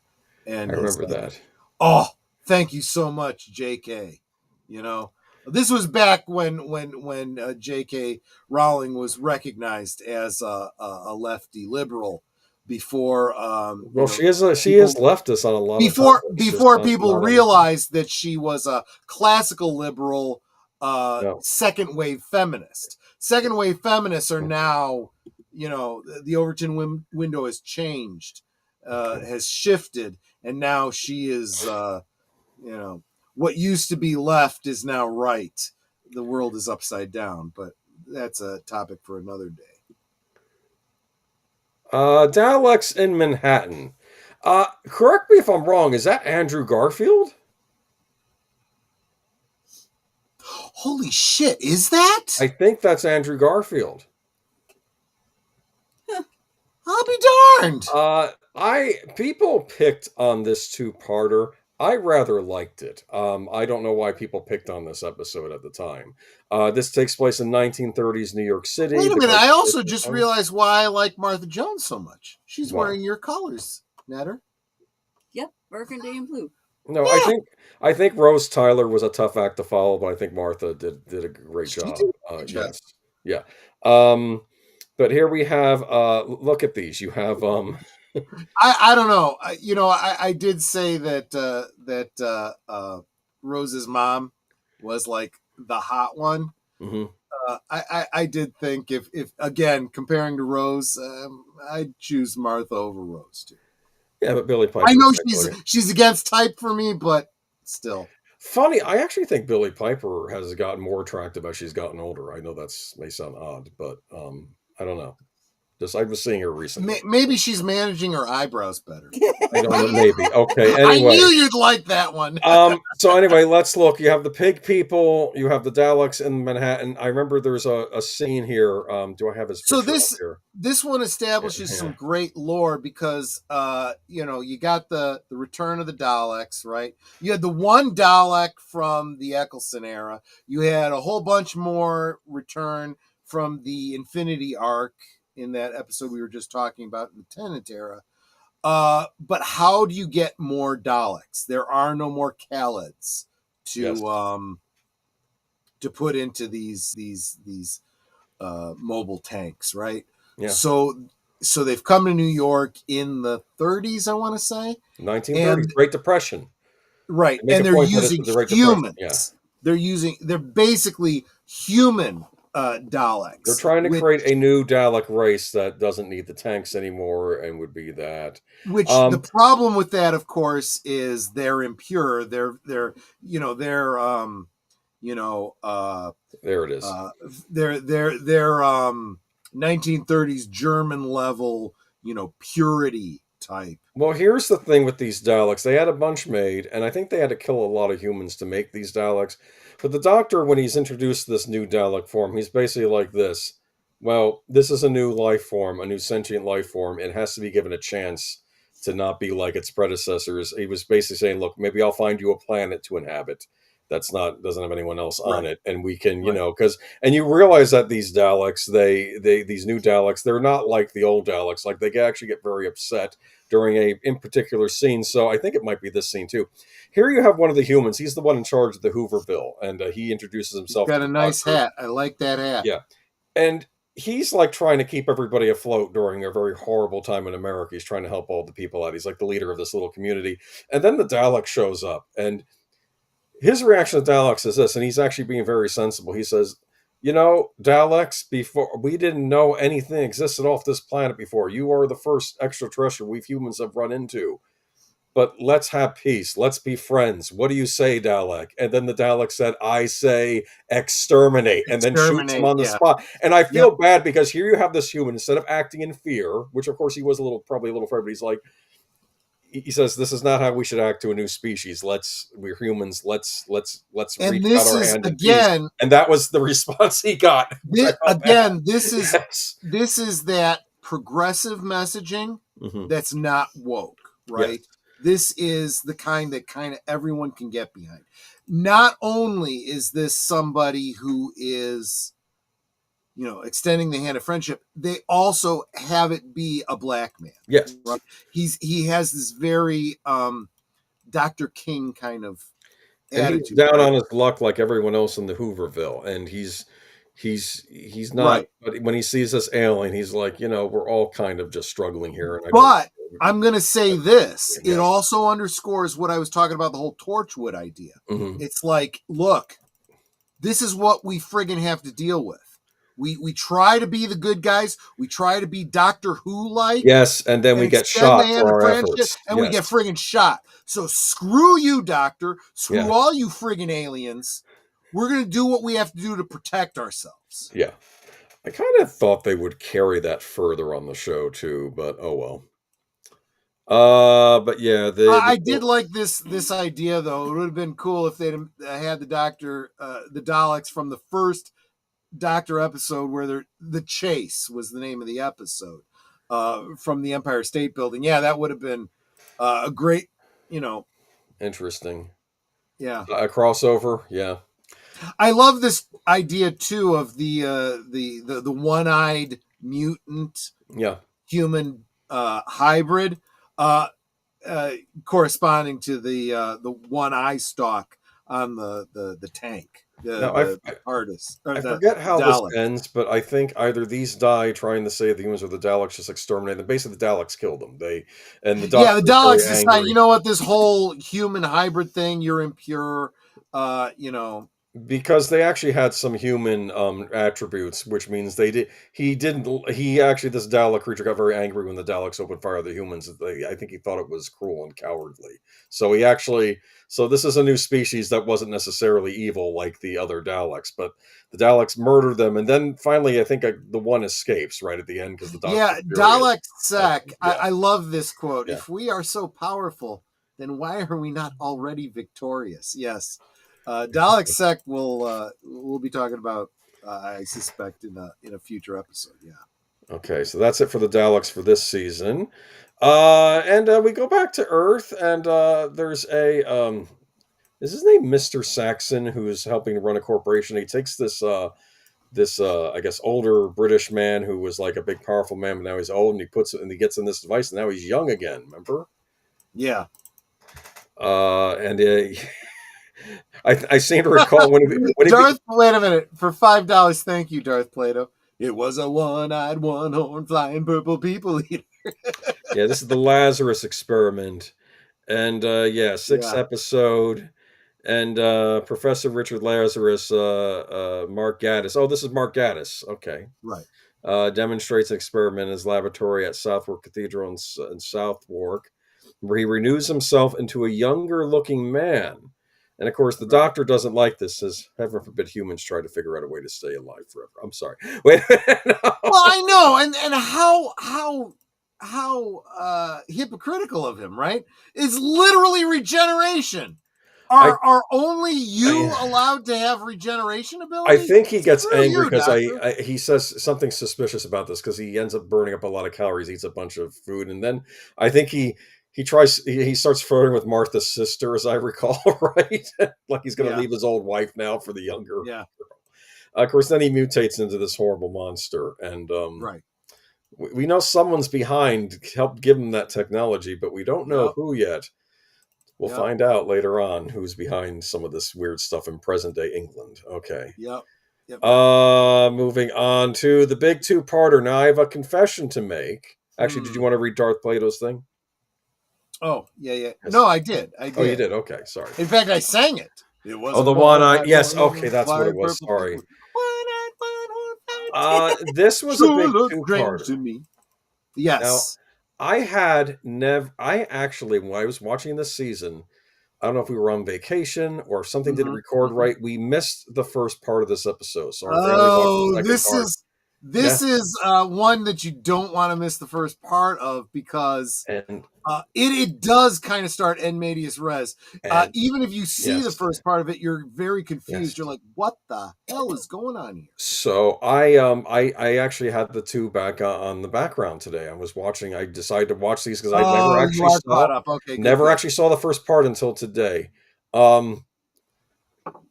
Introduce, and you and I are probably going to have a fight. Maybe not. I don't like it when things get introduced and they're not explained. And I feel later Doctor Who does this a lot, and I think it sort of starts here. Why are the Doctor and Martha running away? They're running away from some evil, I assume, alien force that wants the Doctor for nefarious purposes. It's a storytelling. It's a narrative concept called en medias res. You come in the middle of the story and you find out what's going on through things like exposition sometimes or flashbacks or whatever. And in a way, my favorite episode, what was it? The one with Sally Sparrow. What's the name of that? Samantha episode? Sparrow. Or is it Sally Sparrow? I thought it is Sally Sparrow. I'll find out when we get to it. Anyway. The introduction of the it's coming up. Just how. Yeah. That one is kind of en medias res too, and you find out on the back end that if done well, it's a great narrative device. Okay, so the Doctor and Martha have to go back to 1913 or 14, whatever, England, and he has to put his Time Lord essence into a stopwatch to hide from the evil aliens, and then he turns himself into a human using some contraption he sticks on his head, and so now he's John Smith, I guess public school teacher. So this does tie back to some old Doctor Who lore, this concept of the Infinity Arc. But the idea of it, putting his memories into a fob watch, that's new. This was an adaptation of a Doctor Who novel. Did you know that? It was actually the McCoy era Doctor Who, written in 1995, which they must have liked so much they decided to adapt it into a. So I guess that version's not canon, and now this version's canon. There are a lot. I don't think a lot of even old-time fans realize how many of the new Who era stories are based on either novels or unfilmed scripts from the Schalke, for example. There's one for you. But go ahead. So he does fall in love with a nurse at the school, who I believe is played by the actress who was on Spaced. Who is her name? Jessica Hines? Is that her name? I don't know. Jessica Hines. That's her name. There's a lot of callbacks on Doctor Who to the show Spaced, because the Spaced was sort of like their kind of geek culture sitcom type show from the 90s. If you haven't watched Spaced, I recommend it. You'll have a good time watching it. There's a scene where Simon Pegg's in this comic book shop and he's yelling, "It doesn't mean what it did to you. You weren't there." And like going on this thing and like, what is he talking about? And then it's a little kid trying to buy a Jar Jar Binks action figure, and the kid runs out of the store crying because he's upset about episode 1, The Phantom Menace. Yeah. But anyway, she was on that show, but here she is playing a widow of a man who was shot, and she's the nurse at the school, and romantic feelings develop because the Doctor is no longer the Doctor. He's this weird character called John Smith, who has weird dreams about fighting space aliens and stuff. Right? And this isn't the first time the Doctor has used the name John Smith as a pseudonym. Yes, that's right. So did John Pertwee when he was working for Unit. Right. But this is decades before that, so there you go. So I guess the big bads in this episode are the family of blood. Yeah, Spaced is hilarious. That was actually Edgar Wright's first, before he started making movies, that was his first thing. Here's the family of blood. They end up taking over creepy British schoolboy, and now he's creepy alien son of the family of blood. Aliens up to no good, and who want the Doctor's essence for some nefarious purpose. And the Doctor instead of, this is what you don't realize, what you find out in the course of this is the Doctor is totally capable of just obliterating these beings, and he doesn't want to do that. So he is hoping to just hide, you go away, and good. I didn't realize that was the reason, because a lot of humans get killed in this episode. Yeah.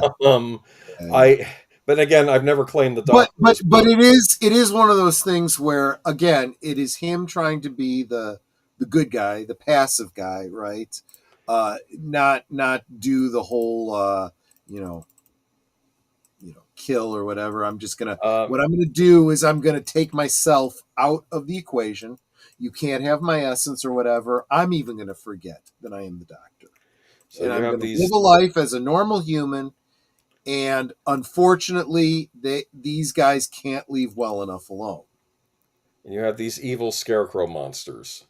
And they end up being their own downfall, which is a recurring theme, of course, for Doctor Who. Yeah. So I also noticed Martha Jones in this episode. She's having to be a maid at the school, and it's like the boys said, "Oh, with the color of your hands, how can you tell if you're clean?" And you know what? Just shut up. And you know what it is. And even the Doctor's loving this, says, "Oh, I don't believe you're a doctor," and it's like, really. But the funny thing was, though, it's basically saying people can have prejudice and not be totally evil, which I thought was interesting in the story of the Doctor, because she's the love interest, and she basically has to explain, "No, I know all this medical stuff," and she's explaining, "Well, you just read that in a book." "Yeah, to pass my exams." That's what she said. She got very annoyed. But they fall in love, these two, but it's not to be, unfortunately. Right. And but I think he leaves her with a nice memory, and they go off again. They stop the family of blood. The Doctor finds all sorts of things to do with the family members. The dad he covers in chains, and so what ends up happening is he opens up his fob watch. He remembers he's the Doctor. These guys are like, "Oh, great, we can take your time energy or whatever." He goes, "Oh, you don't understand. I was hiding to protect you. Now you woke me up, and now I have to do what I wanted to avoid." And they end up with very, very hell-like fates. Yeah. The Doctor F's these guys up. He throws one into a collapsing star, I think. He throws the other one into a black hole. What happens when you fall into a black hole? You get spaghettified. But you get spaghettified over all of eternity. That's interesting, because one of the villains a couple of the villains in Superman the Animated Series, that happens to them. Anyway, because of time dilation and how gravity works and that kind of creepy stuff. Schoolboy gets turned into a scarecrow forced to look over England. Yes, he is literally conscious and alive in the body of a scarecrow for all of eternity. The little girl, the daughter, he trapped inside a mirror, and she wonders if maybe someday he'll forgive her and let her out. I don't know, because she was which I can almost guarantee you he never will. Yes, but he says when you think you see something out of the corner of your eye in a mirror behind you, it's her. Right. So this was the big two-parter. Poor Martha Jones. She's like the first human he falls in love with, and it's not me. She said, Yeah, exactly. So but they go off, and now we're getting to here you go. Here you go. What was the name of the episode? The name of this episode, I believe, is Blink. Blink, that's right. This is the episode that I always recommend to people who have never seen Doctor Who. Yeah, I love this episode. It is a perfect introduction to Doctor Who. Oh, it is. Because you see it through the eyes of this actress. The character is Sally Sparrow. Yes. Again, very en medias res. You as a Doctor Who fan have no friggin' clue what's going on. There is no Doctor. There is no Martha Jones. There is nothing that you're aware of. There's this character you've never heard of before. I'm thinking, is this a character from a new spinoff we're going to be getting? The Adventures of Sally Sparrow. Yeah. I mean, you almost could have done, but my understanding is she went on to do other film and whatnot. She had a big. Is that her name, Carrie Mulligan? Yeah. I only know that her would from this, explain it. but No, yeah, Carrie Mulligan's been in a lot of stuff. Yes. yeah, Okay. yeah. Okay, That there makes you sense. go. Yeah. But this was the first thing I ever saw her in. This was, again, another one of those episodes written by Stephen Moffat. Brilliant use of time travel in this episode. Okay. Closed loop paradox kind of stuff. It's brilliant. The introduction of the Weeping Angels. The Weeping Angels. I'll tell you, they should have never used the Weeping Angels again. They ruined them by trying to use them again. Maybe. Yeah. I will explain why I say that in just a moment. Yes. Okay. That's fine. But Sally Sparrow, I remember her friend ends up getting caught by one of them. But you don't always die if you get caught by Weeping Angel. Sometimes you just end up in another decade, right? So she ended up. Yeah, there's a great line that the Doctor has when he's explaining to them. He refers to them as the lonely assassins. The reason they're lonely assassins is, as you can see, this is an angel statue, right? They are quantum locked. They're playing with that whole double slit experiment concept, right? This whole idea that observation of quantum things affects them. So their condition is that they are statues when you are looking at them. But if you're not looking at them, they can move, and they can move very quickly.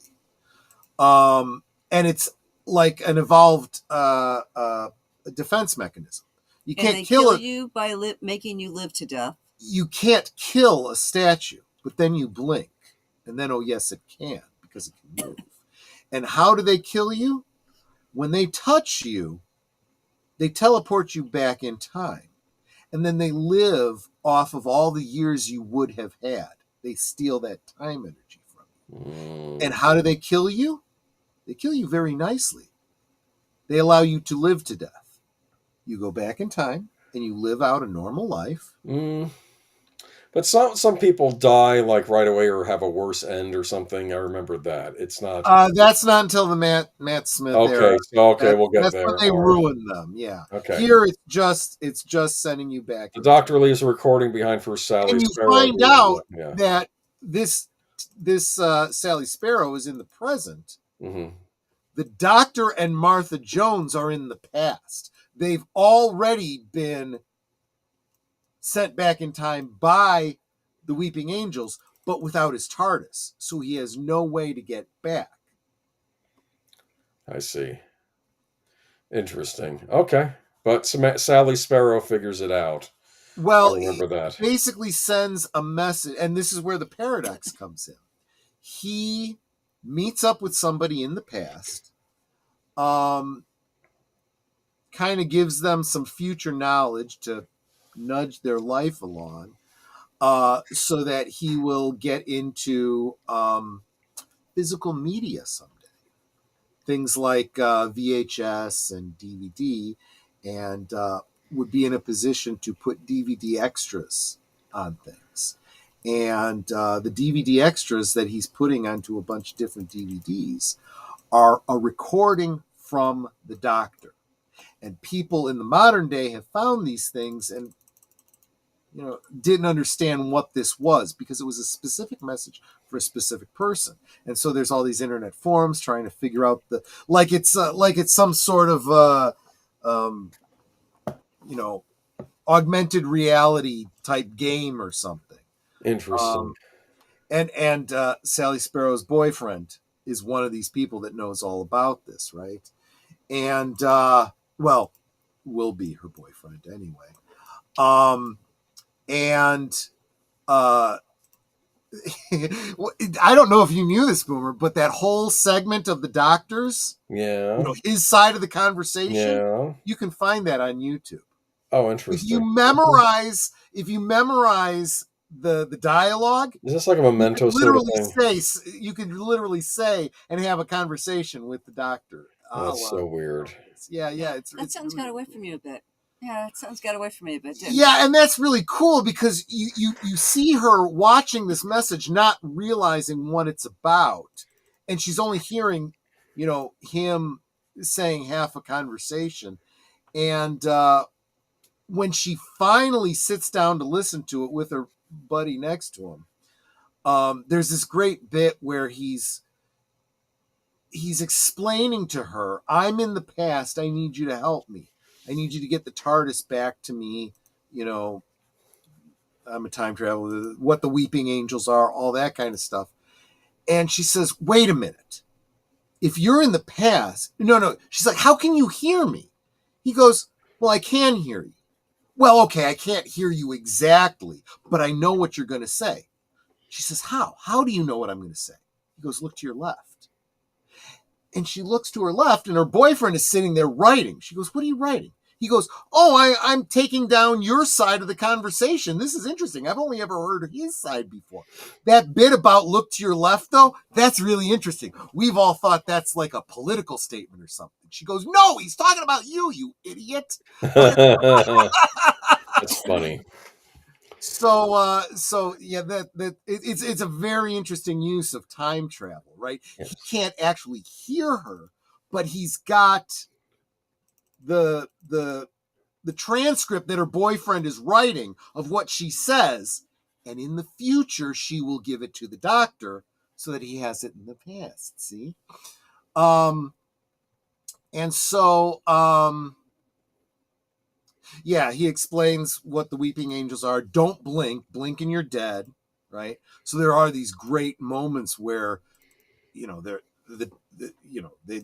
they're running from the weeping angels and they turn and they're there, and then they blink and suddenly they're right in front of them. It's all these kind of jump scare kind of moments. Now, here's the best thing about this, right? Once they've established, if she's looking at them, they can't move. If she blinks, they can move. If she turns away and runs, they can move. But as soon as she turns back, they stop. We always see them as statues when someone on the show is watching them. There is this brilliant moment.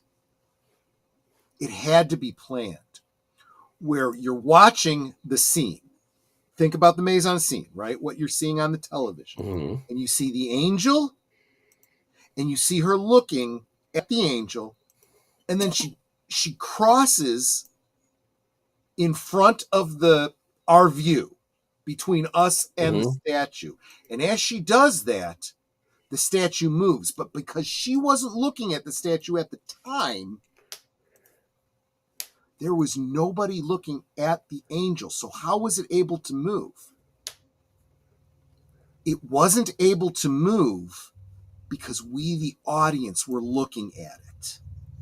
And when she crossed in front of us, nobody was looking at her. The angel. Right. You see what I'm saying? Yes. So in other words, the angels can't move if someone is looking at them, including us, the audience. Mm-hmm. That's what made this so brilliant and so damn freaky. There we go. And it's ruined in the Matt Smith era, and we'll get to that next week. Yeah, we'll see. We'll be doing a lot of truncation next week because I have some rants to do next week. Let's go to the big 3-part finale. We start out. Well, for starters, it's funny how this episode begins with Captain Jack Harkness screaming, "Doctor, Doctor," and jumping onto the TARDIS, because if you had watched Torchwood that season, you know that the severed hand of the Doctor comes to life, and that's how he knows the Doctor is back in Cardiff, and then he runs to the TARDIS to go and go on another adventure with the Doctor because he's missed the Doctor. So, right. And they end up going to the far future. One thing we should establish in the episode where the Doctor, Eccleston takes the time energy out of Rose. Yeah. Not only does Rose Deus Ex Machina away the Daleks, she also brings back Jonathan Harkness, who had been killed by the Daleks. But in so doing, she literally made him immortal. And then he time traveled back in time on Earth and then ended up just living a century before he got to modern day, where he started Torchwood up again, but tried to make it a bit not as He tried harsh to as remodel Torchwood in the Doctor's image, is how he puts it. Don't get me started on Torchwood. Anyway, so There were this some episode things I liked about Torchwood, but yeah, it had its problems. is kind of That's where they started to go woke, is what I'm going to say. Davies didn't like Primeval. I think he made Torchwood because of Primeval. Because Primeval was made by ITV, and he wanted to do his own show about a government agency dealing with this stuff. Absolutely Even right. though Primeval's not really like Doctor Who. It does deal with time travel, but in a different way. Okay, so here we go. We have Utopia. So he meets a guy by the name of Dr. Yana. No, Professor Yana. Oh, Professor He's just Yana. a professor. And he's played by Derek Jacobi. Yes. That's an important actor of note because he voiced another character in many big Finnish audio productions. He did. After another actor passed away. So this is before you make that revelation, we should point out that there are a lot of clues to who this individual is. Yes. Before you get the big revelation, it's all there, and when you find out, you're like, "Holy crap!" And a lot of fans kind of did see it coming.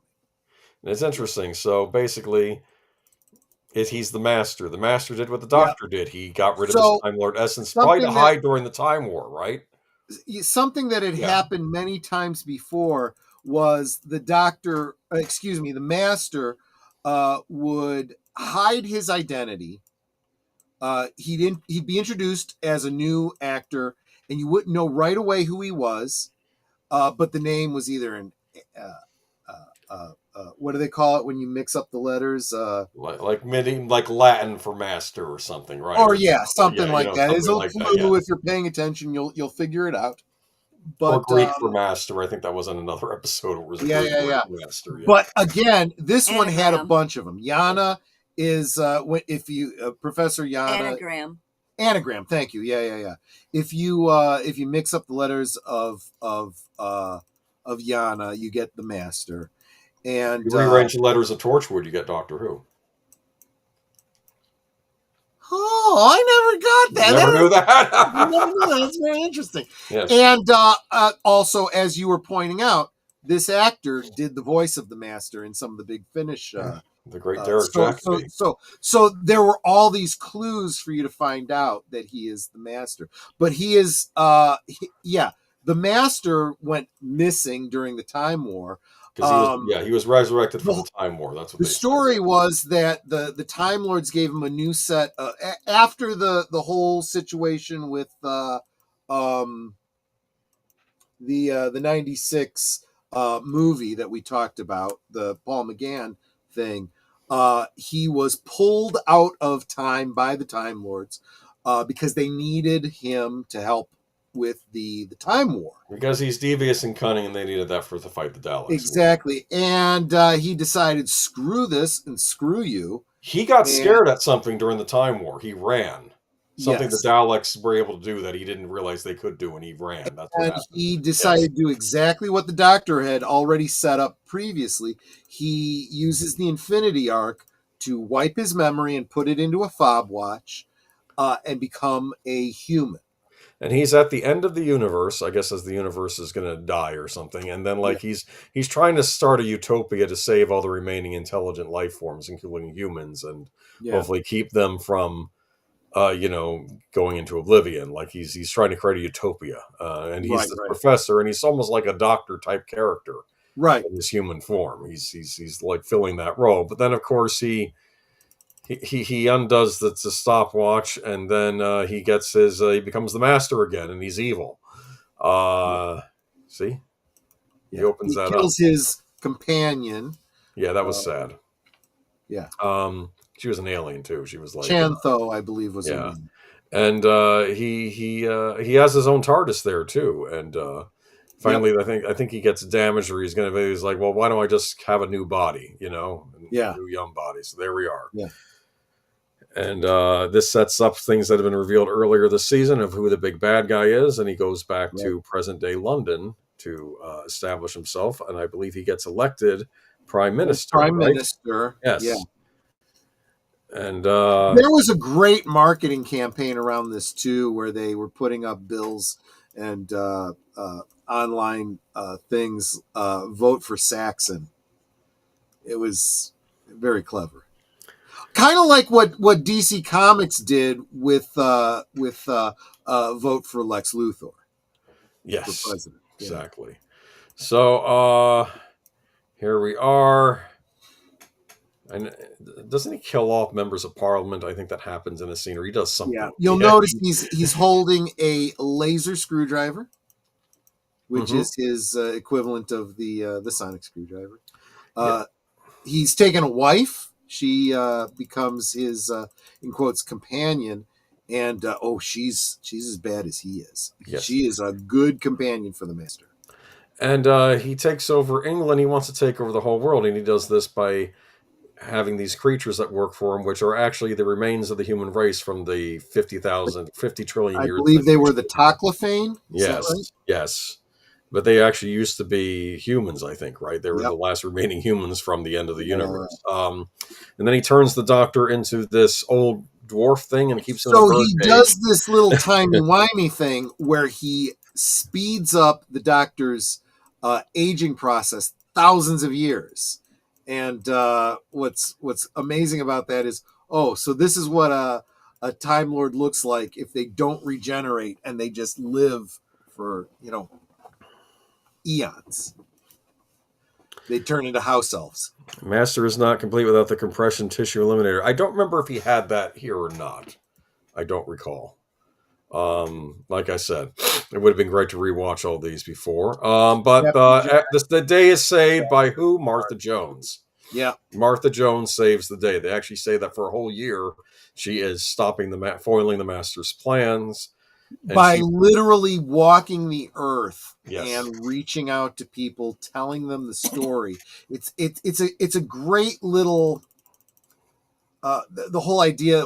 There's nothing more dangerous than ideas. Yes. Than hope. Yes.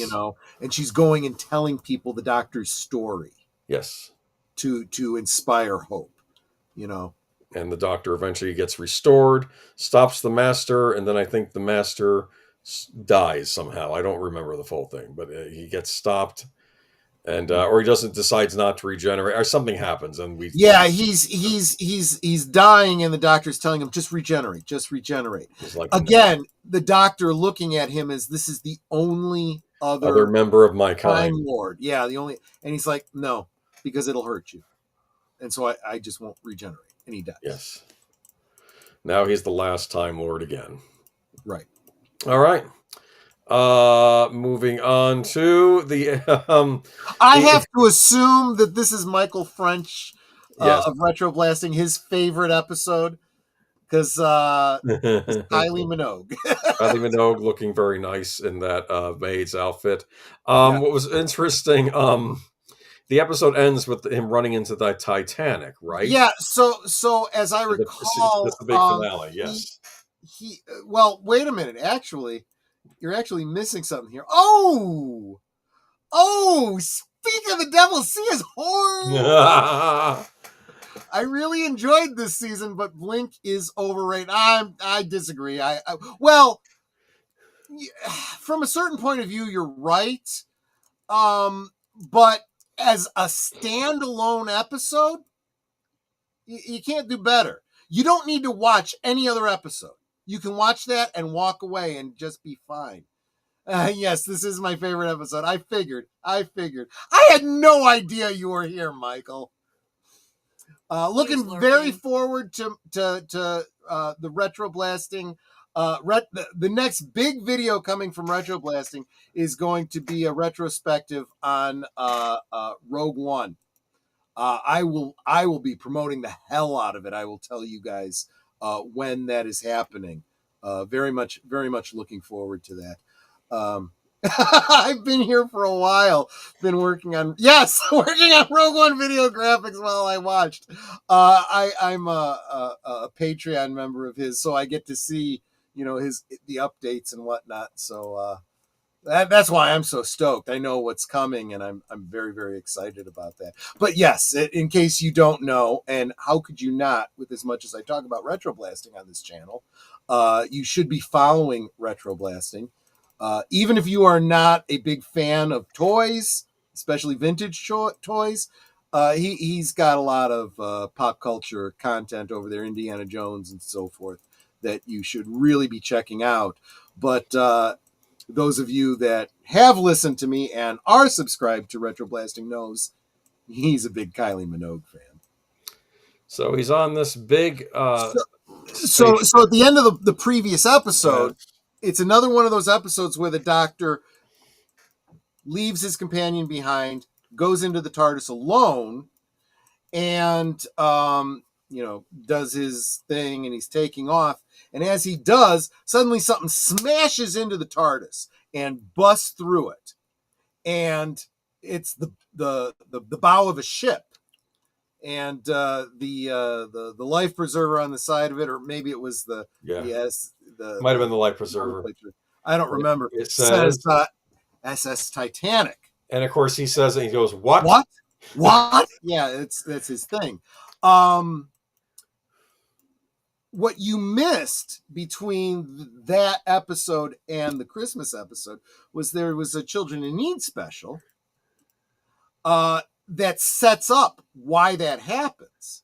He gets into the thing, he starts doing his control. Before the Titanic breaks through the side of the TARDIS, as he's going around the control of the TARDIS, he runs into another Doctor. Do you remember who that other Doctor is? No. It's Peter Davison. Oh, that was the Children in Need thing. Yeah. I'm not doing all that here. We'll be here. No, I get it. But the important point is, how does this indestructible TARDIS suddenly have something smashed through it? There's an explanation. They explain it with Peter about Davison. What he's done, the techno babble for why two Doctors could be in the TARDIS. And he yells at him for changing the desktop theme. You changed the desktop theme. So we've seen the different versions of the control room. Yes. And this is the establishment of the idea that it can take on any look the Doctor wants, just like you could change the desktop theme in Windows. It's the same kind of concept. But this differential thing in the TARDIS it wasn't set. And that's why there was a momentary crossover. And also why Peter Davison looks older. He says, when you return, you'll go back to the way you looked, and you'll also kind of forget. That's kind of a recurring theme with these crossovers. I know how that works. And it's a great little humorous interplay between the two, but it culminates in David Tennant kind of sort of breaking character to speak to Peter Davison as, actor to actor, and he says something about the first time I was young. That's what he said. You were my Doctor. Because I was young and you were young, and it was finally and they explain it away, in universe, but it was almost like David Tennant saying it to Peter Davison. And he had gone on record previously saying that, Peter Davison was like my Doctor. So this was a great thing. But we'll get back to that. Hold on to that. That's an important point. But then before Peter Davison leaves, he goes, and make sure you reset the differential. Yeah, I know. And he doesn't do it right away. And that's why this Titanic is able to. Well, and again, so this is the second time you've come to the same point in the cliffhanger, and you're assuming this is the Titanic, No. Leonardo DiCaprio. No, it's not. Go ahead. It's a replica Titanic made by aliens for people wanting to do a tour of the Earth from the outside. And we'll make it look like the Earth Titanic, because I guess aliens know about it, and they explain these are what the humans are like. They have Christmas on Turkey, and I think did he make some comment how they go into Turkey and eat the people there or something like that? They didn't understand that. Yeah, it was some silly stuff like that. Culture. Yes, and it's because they don't really understand humans. It's like someone getting something wrong about another country on our planet. But yeah, and then of course there's a sabotage of this Titanic. Wait a minute. Funny you say that, Darth Plato, because there actually is a Star Trek Doctor Who crossover comic out there. Although it is the JJ verse Enterprise, and it is the Matt Smith Doctor, but that's a perfect duo. Okay, well, we'll get to it. I'm going to keep my mouth shut. I'm going to try and be nice. Okay.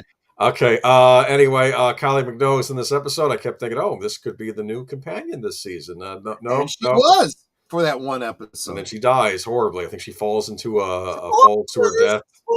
I have not been telling you that there's spoilers. You guys should know this. This is a retrospective. I don't care. Retrospective means spoiler. Go watch them. You can get the entire Tennant and Eccleston era on DVD set for under $20. That's a good deal. It's all available on physical media. It's also on HBO Max. If you're relying on streaming, you're screwed. That's why you own physical media. Well, I relied on streaming to watch the episode today. But anyway, moving on. Donna Noble is back. Returned. The Runaway Bride. Yeah, she turns out, I actually thought our little adventure was cool, and I've been waiting for you to come back, and I think she's been kind of hounding and waiting to see if he shows up, and I think she starts investigating this weird organization that's going to make everyone thin by having them take these diet treatment or diet pills, and she's like, that sounds suspicious, because if aliens are up to something, the Doctor will show up, right? So she's investigating, and Donna Noble's back. Which ends up becoming... No, not becoming a recurring theme. It was already a recurring theme. We've already had Sarah Jane, right? So we know that when a companion is returned, they're changed. They're aware of things that other people aren't, and they kind of can't give that up. You can't unknow what you know. There's a wonderful episode. I don't know if this is them between the mirrors, between the window, but I think she's on the outside of the window, or he's on, and she's kind of doing miming language. It's me. And and then the evil villain of the episode's just standing there, says, am I interrupting something? No. It's great because he's doing his investigation. She's doing her investigation. Yes. They're peeking into a room and they're on opposite sides looking in through a mirror, or through a window. And they see each other across the way. And they are miming to each other because they can't hear each other. So they're reading each other's lips. And she goes, Doctor. Yes, it's me. I know. And they're having this whole conversation back and forth. And then they stop and they look and they turn and they look at the baddie. And she's like, I'm sorry if I'm interrupting you. It was something like that. Yeah, it was. Yeah, she was the one that was. When you're quite finished. She's giving the diet pills, but really the diet pills will convert all the fat cells in the humans into little alien babies to be sent up to space. And, the trouble is it's going to kill off a bunch of people. From the point of view of the humans, people with obesity problems are addressing their weight, the fat is coming off of them, and they don't know how. This is literally when I go to sleep, I wake up thinner.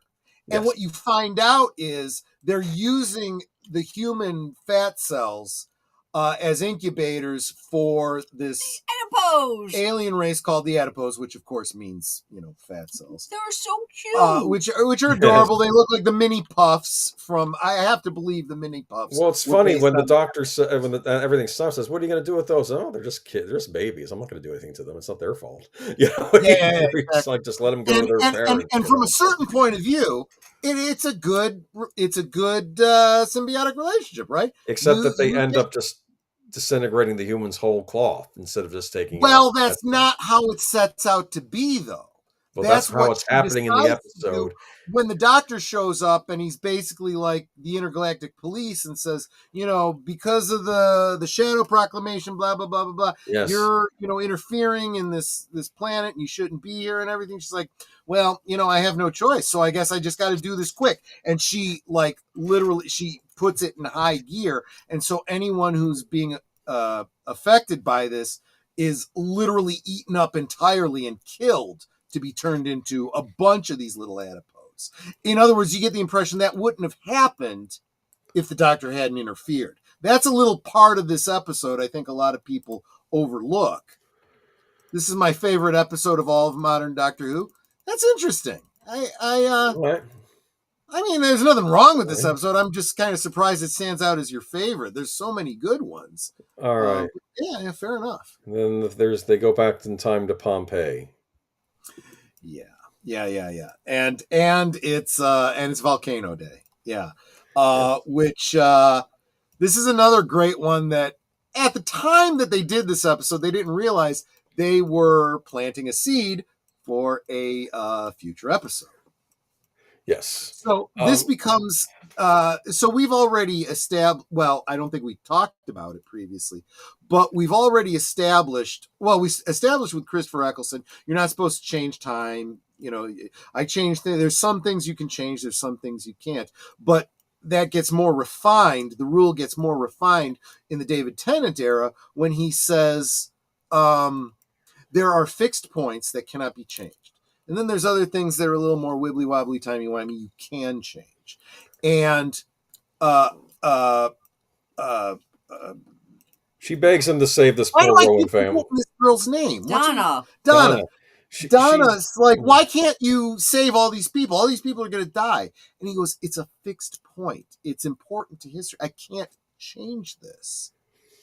He's forbidden from doing it. Yes. And they really, well, but it's not just that he's forbidden, because let's face it, the Time Lords aren't around to enforce that. This will be important later. He understands the implications on future history. Yes. If I change this, it literally, and you know, it's the whole butterfly effect, right? If I save these people, so many other people will never be born. You know, what he does do is he does save this particular Roman family. As they argue, like 4 people. Yes. Can't you just save someone? And he realizes, yes, the overall event is a fixed point in time, but maybe I can save someone. And he ends up saving a single family. I hate the whole fixed point. I agree with you, Michael. I really do too. I'm just sharing it because it's lore they established. The writers really lean on that in Modern Who every time they want to create stakes from. Yeah, there are a lot of things in Doctor Who that I feel are cop-outs. The sonic screwdriver is one.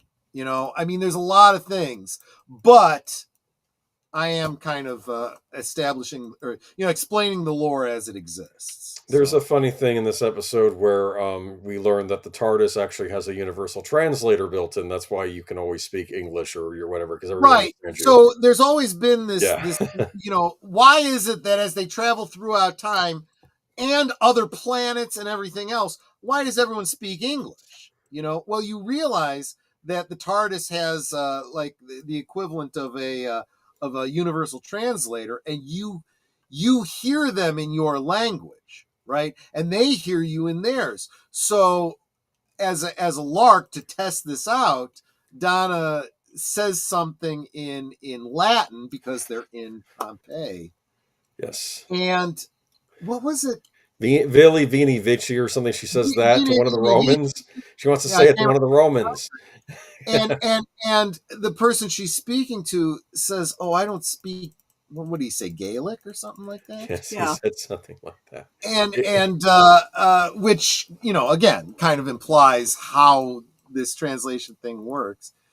And he's like, "Oh yeah, I could see why they would hear that as Gaelic." It's kind of Yeah, but anyway, we get to see Peter Capaldi in this episode. He so the family he saves, the patriarch of the family is played by Peter Capaldi, who is the actress who played Martha Jones was a Torchwood member in the prior season. Sometimes they'll just use actors again on BBC. Right. Bernard Cribben, who is Donna's grandfather. Grandfather. Was actually in a Peter Davison era. He was in at least one episode. I can't remember, but he was up to be the Doctor. He in another universe, he would have been an incarnation of the Doctor. Interesting. Yeah. All right. right, moving on to the Ood return. We first saw those in the Satan pit. These are actually a slave race that the humans use in the future. Oh, because they're just dumb Ood. Well, no, they're really not dumb. They're actually a very sophisticated species that the humans have been messing Have with. basically lobotomized. Yes. That item he's holding Yes. is an artificial replacement for a part of their brain that has been severed and removed and replaced with that device. It's a very scathing. It kind of references back, slavery from history and the idea of forced gelding and Do you remember what concept of lobotomies? You know what Donna says? Donna says it's so horrible. The humans of the future are back to slavery. And then the doctor looked at her and said, "Who do you think makes your clothes?" That's a great line, actually. That's a great line. Trying to say, "Don't be so high and mighty." It's like, what was I that? can let you try to stop Adolf. I can't let you prevent him from being born. Oh, for the love of Mike, let's not. We'll get to to episode.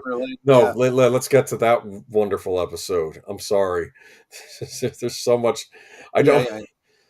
I one thing that I liked up next week was this. Honestly, when I looked at them, I saw them as like Cthulhu spawn from Lovecraft. I was like, or if you are a D&D fan, the Mind Flayers. But they're not. They're actually a peaceful race.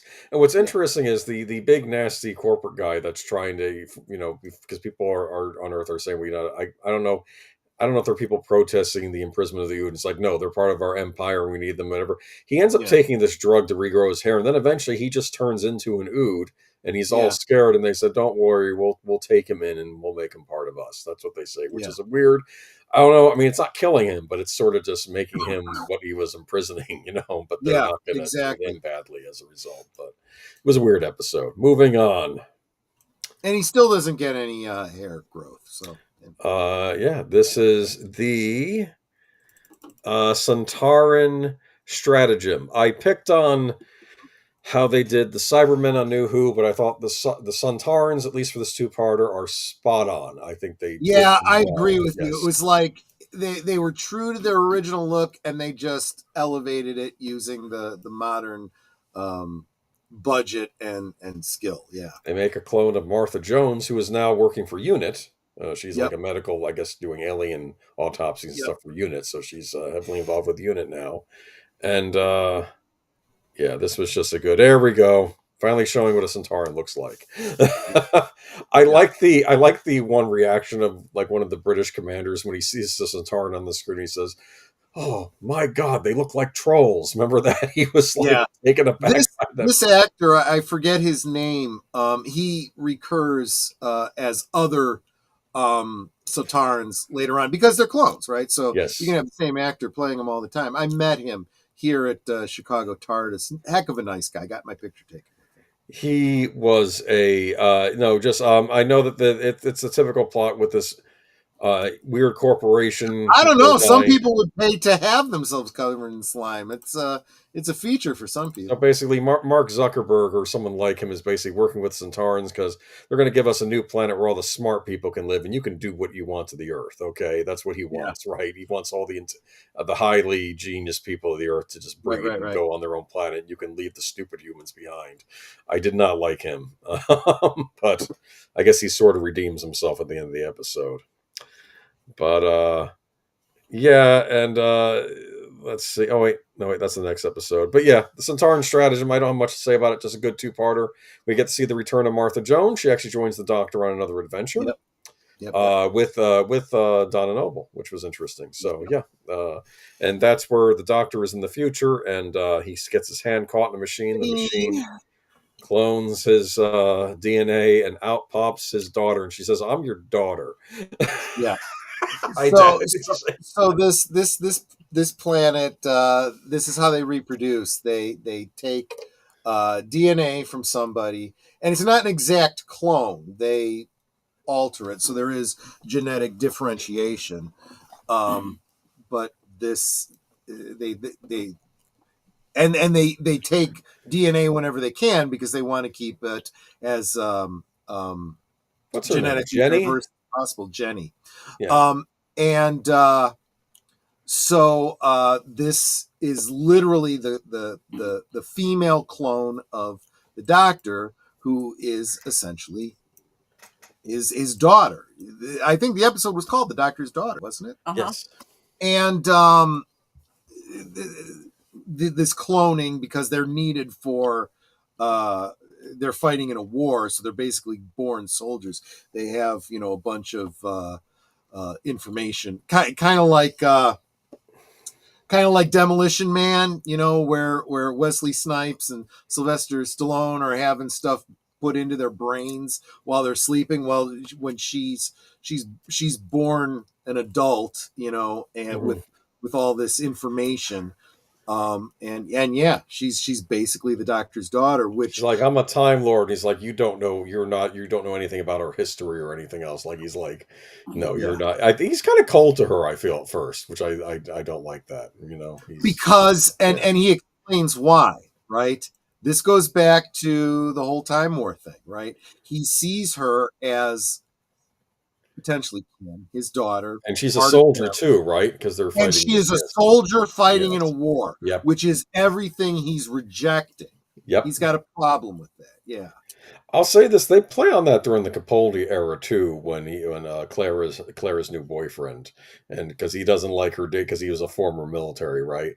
And then the boyfriend says, "Oh, I know what type you are. You are an officer," and he throws it right back at him, which I thought was interesting. Yeah, but yeah.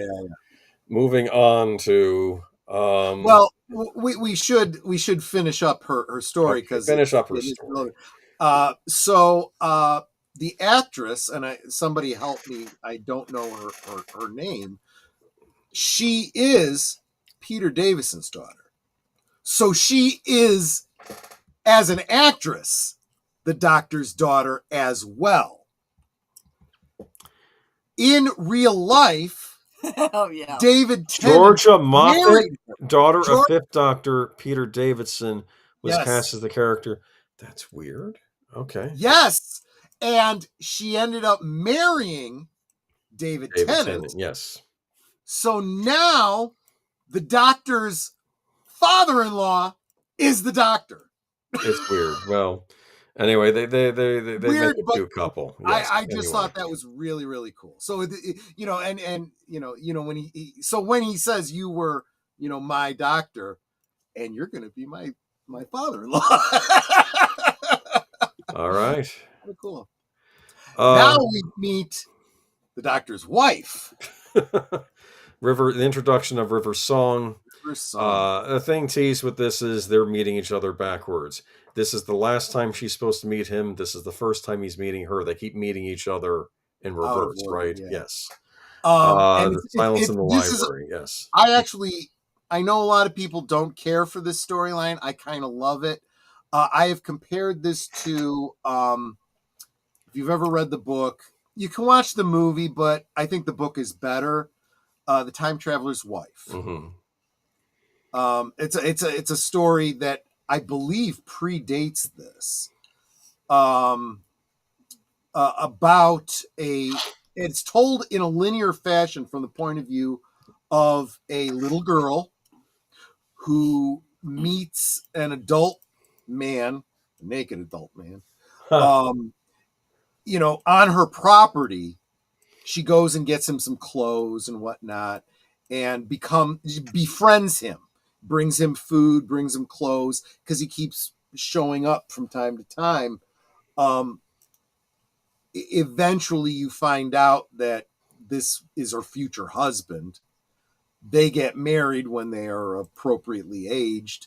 And she finds out the reason he time travels is it's some sort of a development in human development, that he is able to travel through time, but he has zero control over it. It's kind of like epilepsy. It's a seizure that he has, and he feels it coming on, and then he disappears, and he ends up in a random place in time, naked, right? Because he doesn't take anything with him, and a lot of great play with time travel, but it's all closed loop. Can't change anything. If it happens, it happens. Nothing that can be done about it. Brilliant, beautiful, tragic story. I highly, highly recommend it. I mean, I guess the easiest way is to just get the movie, invest 2 hours, but you are doing yourself a disservice. The book is so, so good. But that's kind of in a lot of ways the same story here. So, as you point out, this is the first time the Doctor is meeting this River Song, not understanding how she knows so much about him. But what she does know is she will never meet him again in her own. She's had a whole history with him. Yes. And she has actually married him. Yeah. And he doesn't know any. There's this one point where I think it's this very scene you're showing. She says, "I didn't recognize you at first. You're so young." And he goes, "Oh, I'm really not." She goes, "Oh, you really are." This is the youngest I've ever seen you, she says. I believe Alex Kingston is the actress that plays her, right? Yes. Yes. I remember from ER. Was it ER? Yeah. I was going to say, I knew it was a medical drama show ER. in the States. I couldn't remember. For a few seasons. She's not a companion, but she's one of my favorite people in the Hoovers. She kind of is a companion. She's kind of a companion in the she's same kind way. She's kind of a Time Lord, but not really. But she's sort of like one. She's. Well, you don't even know that at this point. You assume she's important. Yes, she has. You don't even know who she is at this point. No. And that's kind of cool because you see her from the Doctor's subjective point of view. Yeah, right? Stephen Moffat where wrote I got my Hi Sweeties from. Pardon me? She's where I got my Hi Sweeties from. That is, yes. Hello, when Netter's saying hi, sweetie, to you in the chat, she basically got that from this character, yeah. But so we'll have more to say about River Song later. But this episode is midnight. I'm bringing this episode up. This is when the Doctor, they're on some alien planet. He decides to go on this damn episode, yeah. This is the Doctor screwing up. That's how I look at this. He figures I can reason with these humans. I can, and he's not understanding human nature here. He finds himself having to deal with a bit of mob mentality, the whole, and he can't break through. Scared, people trying to survive kind of thing. The paranoia of people in a desperate situation. Yeah, this is something that happens to human beings, and he doesn't. And it does get solved. It doesn't get solved by him. It gets solved by I think the lady hostess that throws the possessed alien thing out of the lock with her and sacrifices herself. He doesn't save the day. He doesn't save the day here. This is a recurring theme in Doctor Who too. You always have the heroic person, kind of like Kylie Minogue. Another human who just sacrifices herself because it's the right thing to do, and ends up being the hero when the Doctor couldn't be. Yeah. So a good episode actually. Kind of a standalone, but it was good and kind of dark for a Doctor Who episode. And then this episode where is this like a kind of a what was the name of that Christmas movie with Jimmy Stewart? It's a Wonderful Life. Yeah. Like if Donna Noble had never met the Doctor. I think that's what this is. Yes. So everything starts going wrong. Yes. It's called, I want to call it Left Turns or something. A Left Turn or something. I think that's what it's called. And it's the whole difference of at one very specific point in her life, whether she turns left or she turns right. If she goes left, she goes to a job interview and ends up eventually meeting the Doctor. If she turns right, none of that happens, and history is entirely different. And so what ends up happening is that because she never met the Doctor, she wasn't there to Stop something from Stop happening. prevent the Doctor from dying. Basically, she basically saved the Doctor's life when he was fighting the Ragnar. And that's right, because she wasn't there, everything goes wrong, and things start because going the wrong Doctor on Earth. dies, Yes. all the episodes we've seen after that, we see the outcome of that. There's a situation where a Sultaran ship blows up, and destroys all of London. Her and her family get moved into these cramped little apartments. Remember that? And I remember her dad, because I think I want to say it's like a Pakistani family living next door, and they're singing late at night. And Donna's like, and her grandfather saying, "You know what? This is just like during the Blitz." Well, you know what he did? He went over to them, and then he starts singing with them. Remember that? Yeah. And then they take the other family away, and he's like, "Oh no, it's happening again." And I'm like, "Is this like a Holocaust remembrance? Like, why are they taking this other family away?" And it's this weird thing, because he was in World War II. He must know World War II, because he says it's happening again, and he's all happy because he finds out that the Americans were going to help England, and then the trouble is, then America got hit by the alien baby fat thing. Instead of being in England, it was over in America, and the Doctor was America gets screwed up because of that, and it's all this and it's a brilliant thought experiment of, we've established all this lore for all these years. What would have actually happened if the Doctor wasn't around to stop all these things? And they play it all out. And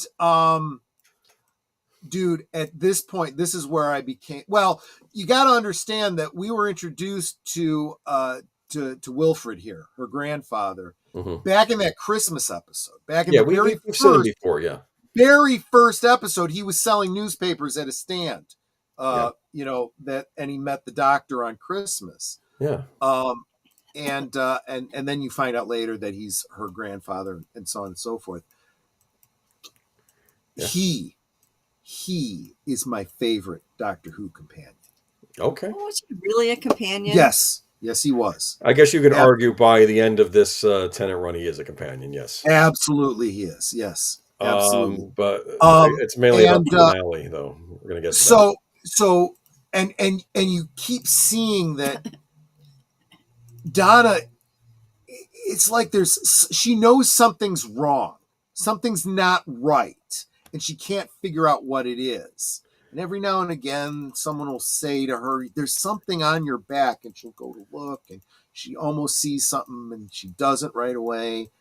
But only to find out that there's this alien something or other on her. It's like a big spider. Yeah, that was sent to change history or whatever, and is doing this to her. And if she is able to get this thing off of her, she'll enter Rose Tyler to help her out. Right, Rose. Yeah, do you have a slide for that where Rose shows up? No.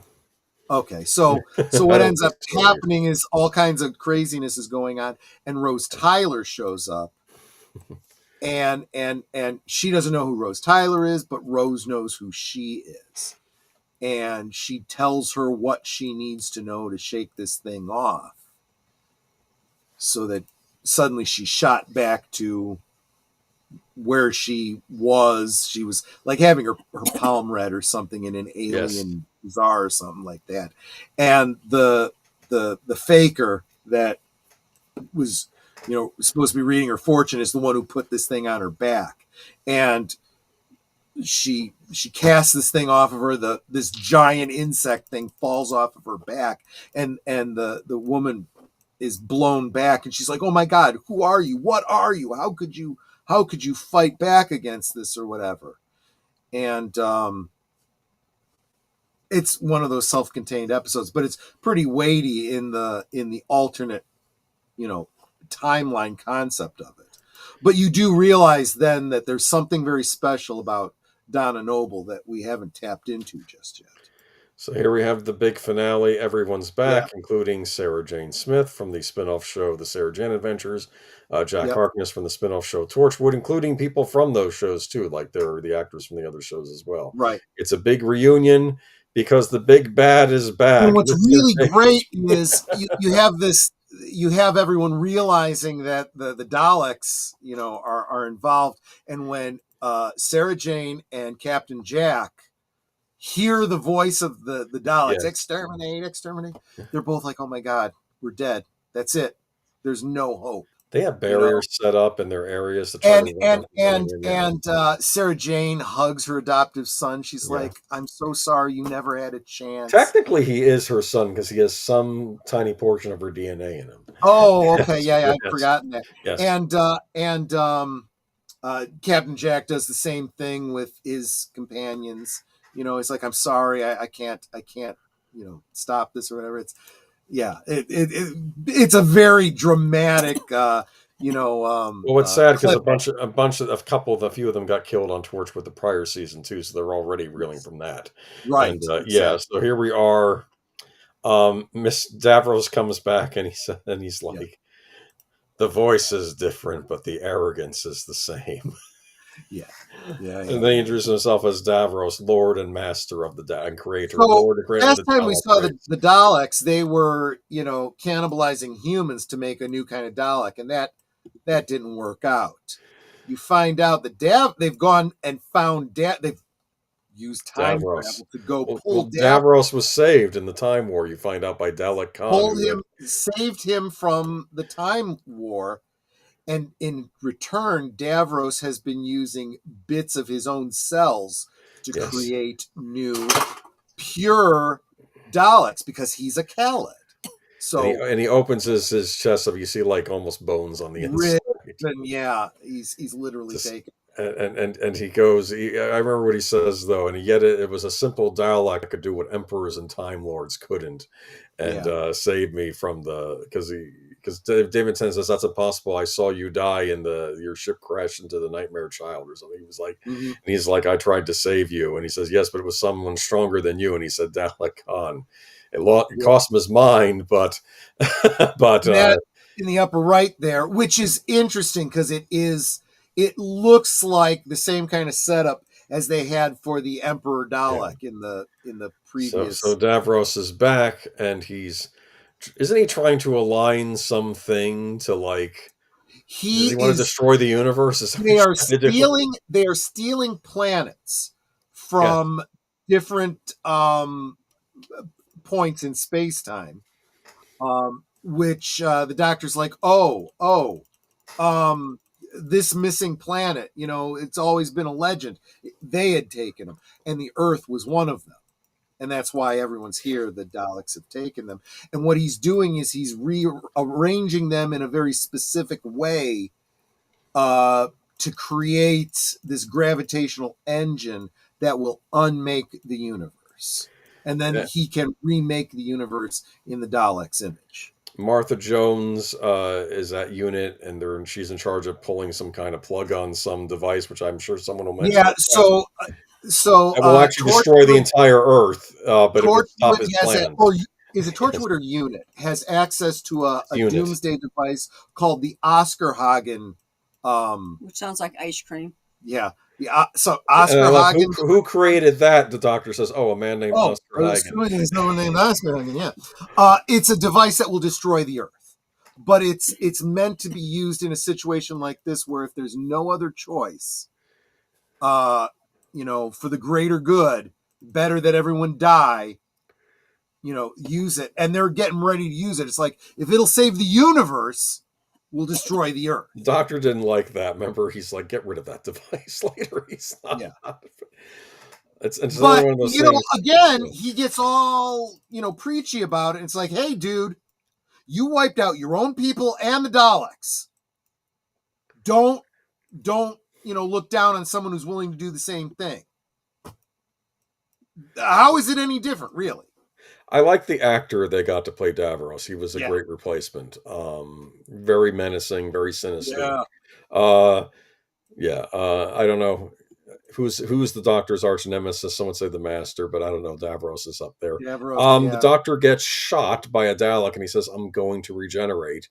Yeah. But instead of regenerating, because I guess he has that hand still. Yeah. So what happens is he realizes that he can heal himself using his regeneration energy.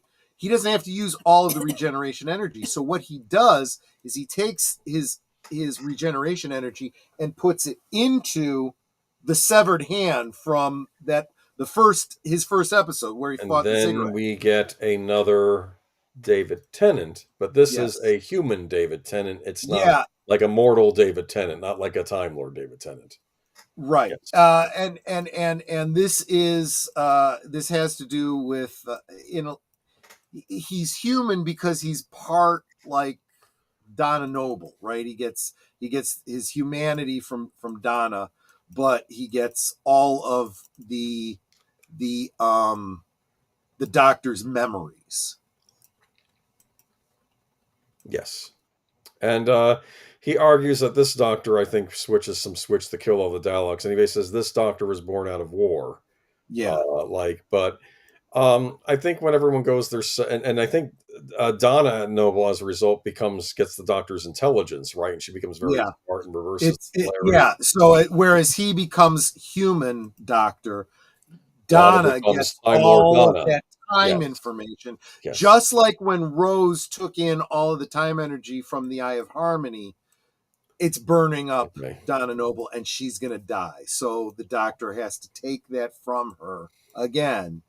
Otherwise, she's going to die. But in doing so, it's not exactly the same. He literally, instead of removing it from her, he goes into her mind, kind of like a, I don't know, Time Lord mind meld kind of thing, and closes off the memories of anything related to literally any contact they ever had. She's got to forget the Doctor. She's got to forget her adventures with the Doctor, because it'll remind, all of these memories would come back to her and it would burn up her mind.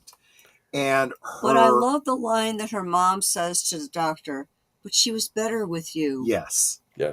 Because before that, I'm sorry for the language, but before that, she was a bitch. She really was. And everyone she was aimless in her life. That's another thing, which many people find themselves. She was very shallow, and she became a better person. In fact, she saved the world. She saved the universe. Let's be honest here.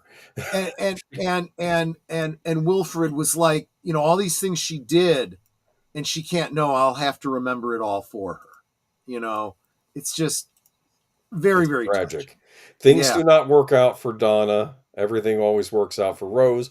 Rose gets to go home with the human Doctor and take her back to the alternate. In fact, she says something like, "He's not you, though," and he says, "But he needs you." That's very much me. And she makes out with him. Yeah, kind of. Well, she says, and the way she establishes that this is as much the Doctor as he is. She says that last day on Bad Wolf Bay, you didn't get to finish saying what you were going to say to me. What were you going to say? And he leans in and whispers in her ear. We don't get to know. Darn it. But she gets to know. And she starts crying and she hugs him. And he goes back to that other universe with her. Yep, there they are. Yeah. And that's it. And I guess this other universe gets a Doctor. He's a mortal Doctor. He'll die like a human. Yeah, he's gonna grow old and die just like any other human. It's still better than, and she'll probably marry him and who knows, start a family. Yeah. Okay. And this is poor Donna. This is poor Donna. Right. She's not going to remember anything. I felt bad for her. Moving on to Doctor Who does no more series anymore, but we get 4 specials. Do you remember this? Yeah. Actually, 5 technically, because the last one is a 2-parter. This one is called The Next Doctor, I think it's called. Yeah. And you literally think, see, this is a little bit of a bait and switch. You're thinking, oh, this is a cool idea, right? We get to meet a future incarnation of the Doctor before the actual regeneration. It's a pity. It's just the actor who played the governor on The Walking Dead. I thought maybe we might. Oh, that's right. Yeah. I wonder who it was. Who is it? David Morrissey. That's who played it. Yes. So when he introduces himself to David Tennant, he says, "I am the Doctor." Yes. And he, at first, the Doctor takes it in stride.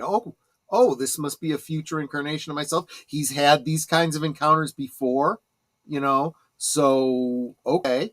And, he talks about his TARDIS and his sonic screwdriver and so forth. And he's like, okay, so you're the Doctor. And he goes along with him, not telling him that I am your predecessor or whatever, just going along as if I think was. he makes some line that sometimes the Time Lords put their Time Lord essence in a stopwatch. Do you have one of those? Like he's trying to figure this out, right? Yeah. Exactly, because there are gaps in his memory, so he's like trying to help him out. And the Cybermen in this episode, and there's a wonderful scene with the Cybermen all walking up these stairs, and David Tennant knocking into one of them, and they all fall over like tin soldiers. Hardy, Right. har. This is why I don't like the Cybermen of this era. They're not menacing like they were. Okay, fair enough. This comic relief. Instead, they have this lady leader who's like, I don't know what she is, a witch or something. I don't know. Anyway, turns out he's not. She's a human female who is an opportunist who sides with the Cybermen and ends up becoming their leader. Okay, whatever, empress or whatever. Anyway, no, she refers to herself as an emperor. They purposely did the gender bending. Oh, for the love of Mike, it's all starting here. Okay, anyway, so he I don't know. I just remember that he turns out that he's not the Doctor. It turns out he's not. He's a normal human who, I don't remember what the mechanism was, but he ended up getting a bunch of memories of the Doctor. Okay. Portions of his memory. There was he had a case, and inside the case there were these discs or something. Right, some sort of memory discs or whatever, and he ended up. And so he thought he would. And what's funny is, and he's literally doing these adventures, right? Because he had amnesia, and he thought that these discs were his memories, right? Okay. And so when he refers to his TARDIS, it's actually a hot air balloon, and it's a different acronym. And he, says, "What about your sonic screwdriver?" And he pulls out a screwdriver, an actual screwdriver. Funny. Goes, how is that sonic? And he wraps it on the wall. He goes, "See, it makes noise. That's sonic." Yeah, and funny. But he literally is like all the previous companions, a normal person trying to do what the Doctor did to try and stop the alien invasion. He could have played the Doctor. He could have. Yeah, he went on to be on The Walking Dead instead. He was the villain, the governor on that series. But anyway, great. Yeah. I do like the end of this Christmas episode, like when the doctors leave. You know what, Doctor? One thing I know about you is I don't think people tell you thank you enough. So him and the crowd, they all thanked the Doctor before he leaves. Yeah. Thank you, Doctor. Yeah. Which was nice. And that was on Christmas Day. We get an Easter special. The Bionic Woman. Yeah, the Bionic Woman. Again, this is them teasing me. Another actress I like who I would have liked to have seen become a Doctor Who companion. Doesn't happen. Yep. This actress was in the reboot of the Bionic Woman, yes, which was at least in part written by Cameron. See if I can find her name, Michelle Ryan. There you go. I think that's who that is. Let me double check on that. Planet of the Dead. Yep, that's Michelle Ryan. Yes, didn't have an English accent on the Bionic Woman show, but she's English. Yes, and she's like a cat burglar in this episode. Yep. I don't even remember what this episode was. I remember not being impressed with it. That's what I remember. Yeah. I liked her, and I would have liked to have seen her on more Doctor Who specials. But oh well. She's like she was one of those really sharp, cocky type of companions who really could hold her own with the Doctor. Yeah, they sparred, mentally and verbally sparred a lot. It was really pretty cool. Yeah. So then we get to the big one. So I had mentioned earlier that, in the absence of the Time Lords, the Doctor has become arrogant. He's the last of the Time Lords. He's done so many things. He's done so much. The rules don't apply to him anymore. He doesn't answer to any Time Lords anymore. Nope. Why do I have to abide by the rules of the universe? I can rewrite those rules if I so choose. This was the Waters of Mars. This is a fixed point in human history. Yeah, this is a we through internet news articles or whatever, we find out about this this Martian colony that it's a failed colony because everyone ends up dying. Bit of a mystery what happens there. But the death of this colony inspires the descendant of one of these original women trying to settle it, and she decides to then pilot the first interstellar craft out of the solar system. Which leads to all of humans' future history. Yeah. So you can't go changing that. And the Doctor shows up there and tries to get away. He tries to not get involved when he realizes that this disease, I suppose. Living water in a living water. living disease, intelligent disease in the water, looks at the earth, so much water on the earth. It can basically take over water, and that's the end of the human race. And the people on the colony that are getting infected realize we can't allow this to get to Earth. There's a brief reference of the Ice Warriors. They had left a warning about this, I think, before they left Mars. Another one of those. Explain why they left Mars. Yes. Yeah. It's like Linda Blair. Yeah. Well, yeah. Darth Plato is saying this was a very scary episode. Yes, absolutely true. In fact, it reminded me a little bit of, if you've ever seen the John Carpenter film Prince of Darkness, where the devil or whatever, spreads itself through water, and you'll have one person that's infected go and spray water from its mouth into someone else's. Yep. That's Lindsay Duncan as the chief of the colony, I think. I do love this British actress. I've seen her in a lot of productions. Yep. I don't know. She has an intensity about her. The Doctor ends up saving her and two of the remaining people and gets them in the TARDIS, but she was supposed to die because she is supposed to be the inspiration for her descendant, for her granddaughter. And the Doctor's like, I can change history. I don't have to. He says, I am the last of my kind. I am the Doctor Triumphant. She is very angry at him over this, and it's weird. It's like she knows something. She holds a gun at him, almost like she's going to kill him, because I think she realizes that what he did was a mistake. She ends up shooting herself instead, so she still dies, and that tragedy will still impact her. And so the only change that happens is, instead of her having been recorded as having died on the colony, she died after returning to Earth. Yeah. But then, of course, that raises all the questions about how did she get back to Earth and all this kind of stuff, which, still fulfills the whole mystery, so that the descendant still, goes and investigates. The Doctor realizes he made a major screw up. He got way too arrogant, and that this is going to be a... And here's another example of someone sacrificing herself again for the greater good. He realized... In some ways, the Doctor is the villain in this episode. I almost thought I heard the Master music playing in one scene, when he was doing his stuff. And this is like a kick in the ass that humbles him out. Which is what I like about the Doctor, that he's not always this perfect, good character. Like I would argue in that Inferno episode, the humans are doing all this stuff, but he's also messing around with the TARDIS to get off Earth, and that's how he slides into the alternate universe. But he wasn't doing that out of altruism. He's doing that because he's doing that. Good point. Because he was tired of living on Earth. But then we get the big two-part finale. I think he sees an Ood too, and almost like the Ood realized what he'd done. Yeah, the Ood are probably a lot wiser and smarter than we gave them credit for. They might be a very high alien race, and they were like, So there's this is a little bit. He starts out this episode a little bit broody, right? Yeah. And he meets up with some Ood, some unmodified Ood. These are ones that haven't been lobotomized. Yes. And in their natural state, their society involves telepathic connection and communication through a kind of song. Yeah. And the Ood understand that he's going through something, and they say to him, but your song is going to be coming to an end. Yes. And then they make some reference to Dr. Donna and, some prophecies about him. Yeah.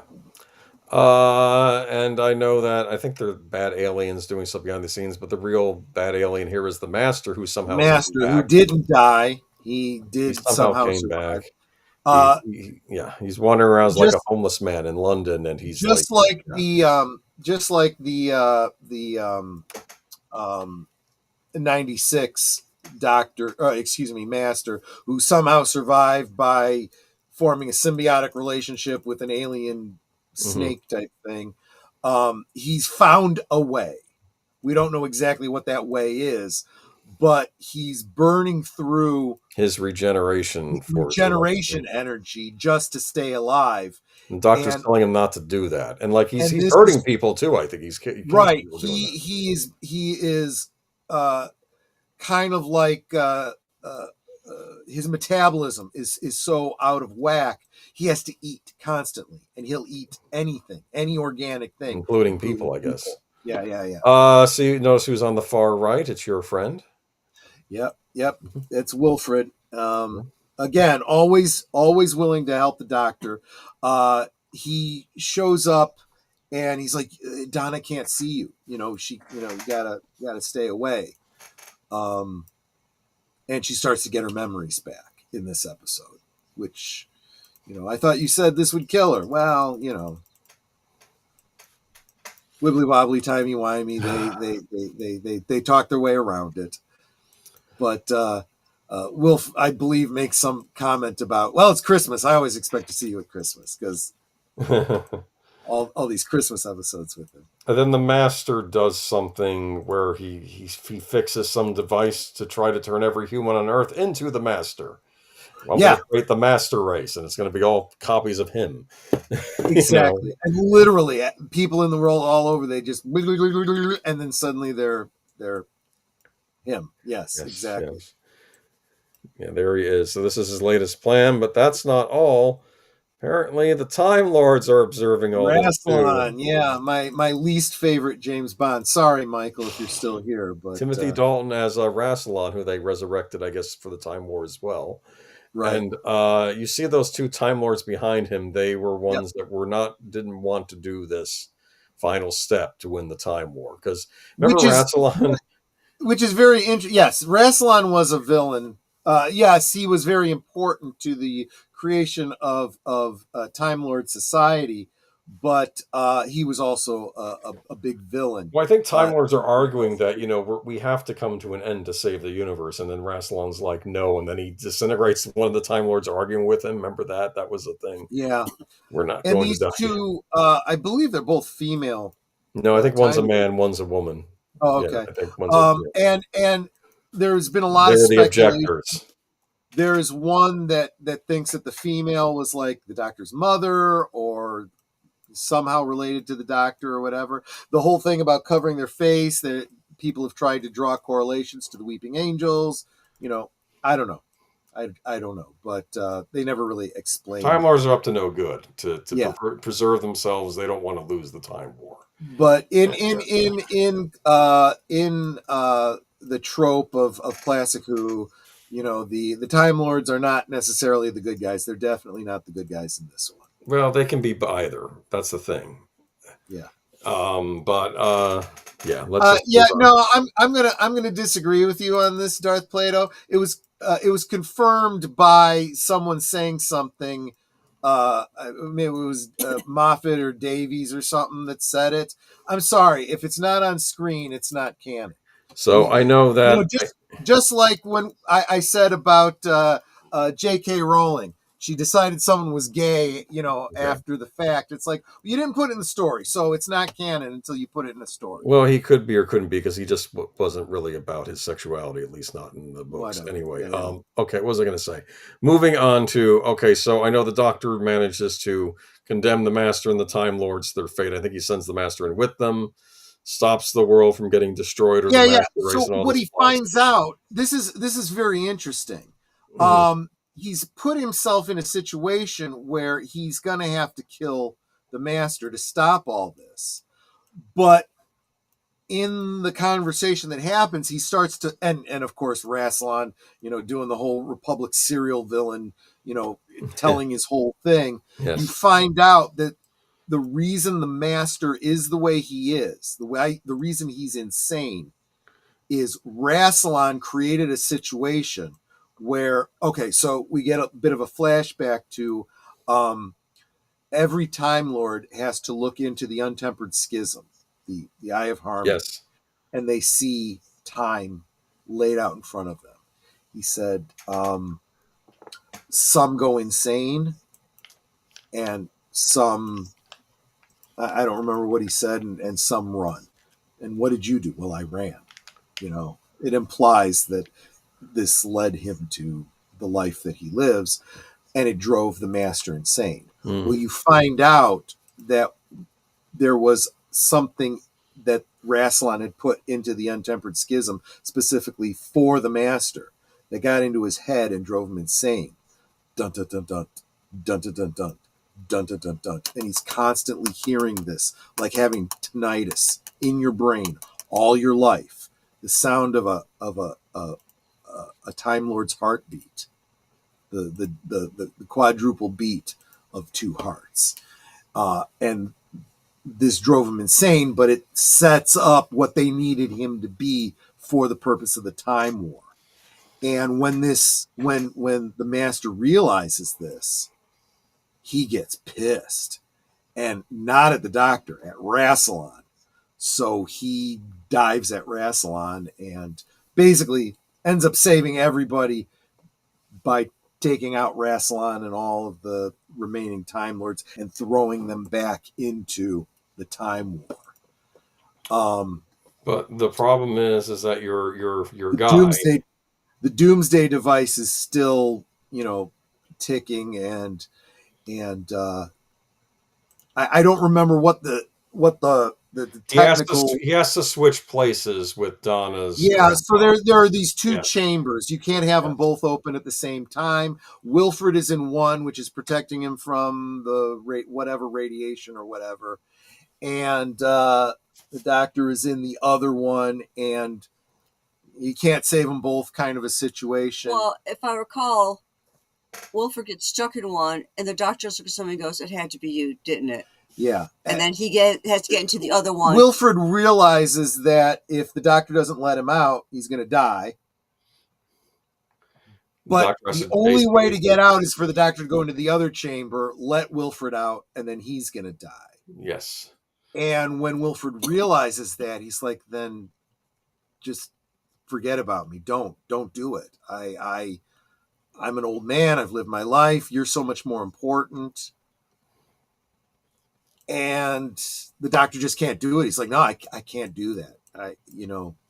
And he even tries to do that. He tries to be an asshole. He's like, yeah, who are you? You're nobody. Yeah. And at first, Wilfred's like kind of hurt by that, but he's like, yeah, that's what I'm saying. And it's very, very, just tear-filled kind of things. He's like, no, don't do this. You are too important. And the doctor ends up sacrificing himself. And after the radiation is dissipated or whatever, the doctor comes out and he goes, see, you're okay. He goes, yeah, well, I've absorbed too much radiation. He's going to die. So in his last remaining times, he does some visits. I think that there's he goes on a closeout tour, right? Where he takes the TARDIS and he goes and visits different points in time to literally say goodbye to all of his. I think he stops, he helps out, I think Mickey Smith and Donna Noble, who are now in Mickey Smith and Martha Jones are now in a relationship and they're fighting a Centaur. I think he helps them. He gives Donna Noble. Every time he does it without directly interacting with them, but they see him at a distance. He gets Donna Noble a lottery ticket for her wedding present. Yeah, that's the last thing he does. So what he does is he. No, I thought the last thing he does was visit somebody else. Well, yes, a younger Rose Tyler who doesn't know him yet and says, "I think you're here. This is going to be fantastic." Wait, you're glossing over something. Whatever. So Martha and Mickey are fighting the Sultarans. They realize that the doctor's just helped them. They turn and look, and they go to thank him, and they realize he's got this very grim expression. They both realize something's wrong. Another situation happens with Jack and Captain Jack and the bloke Alonzo from the Titanic. Mm-hmm. Doctor passes a note to Captain Jack, says his name's Alonzo. Yeah. And he goes, hey, did you know I'm a little bit psychic? Really? Yeah, your name's Alonzo. Oh, yeah. And they get to talking, and they apparently hit it off or whatever. Mm-hmm. And yeah, he continues on, and then he shows up at Donna's wedding. And he doesn't talk to her because he can't, refresh her memory or whatever. He says, I just came to give a wedding present, leave a wedding present. I'm paying back a debt. I once borrowed a quid off a bloke named whatever her father's name was. Donna's father. Yeah. Used it to buy a lottery ticket, which is his wedding gift to her. Gives it to the mom and Wilfred. And at first, Wilfred's like, see, I told you were going to be fine. And I don't know if he directly communicates the fact that it's been a long time for you. This just happened for me, less than an hour ago, Okay. And they give the lottery ticket to Donna, and she's like, what a cheap gift. Well, who knows? Maybe I'll win something. And Donna's mom and grandfather realize exactly what it was. And they're like, oh my gosh. She's going to win the big one, yeah. When Wilfred looks and sees the doctor, he just bursts out in tears. And Wilfred is my favorite companion. Oh, I'm fine. No crying on stream. And then he has one last visit, and that is to... He goes and he meets Rose Tyler before Rose Tyler meets him. Yeah. And so he has an opportunity to say goodbye to her as well. Happy New Year. You're going to have a heck of a year, I think he says. Yeah, yes. Exactly. She has no idea, which is kind of funny because when she finally does meet him, it's going to be Christopher Eccleston. So by the time she sees him as him, she doesn't even remember this. Plus, it's New Year's Eve. Maybe she was drinking a bit, so she's not going to, how's she going to remember it? Because this was the New Year's special. They did a Christmas and New Year's special. Yeah. And then he's starting to and what does he say? He goes into the TARDIS after running into everybody, and he before he walks into the TARDIS, he turns and looks around and goes, I don't want to go.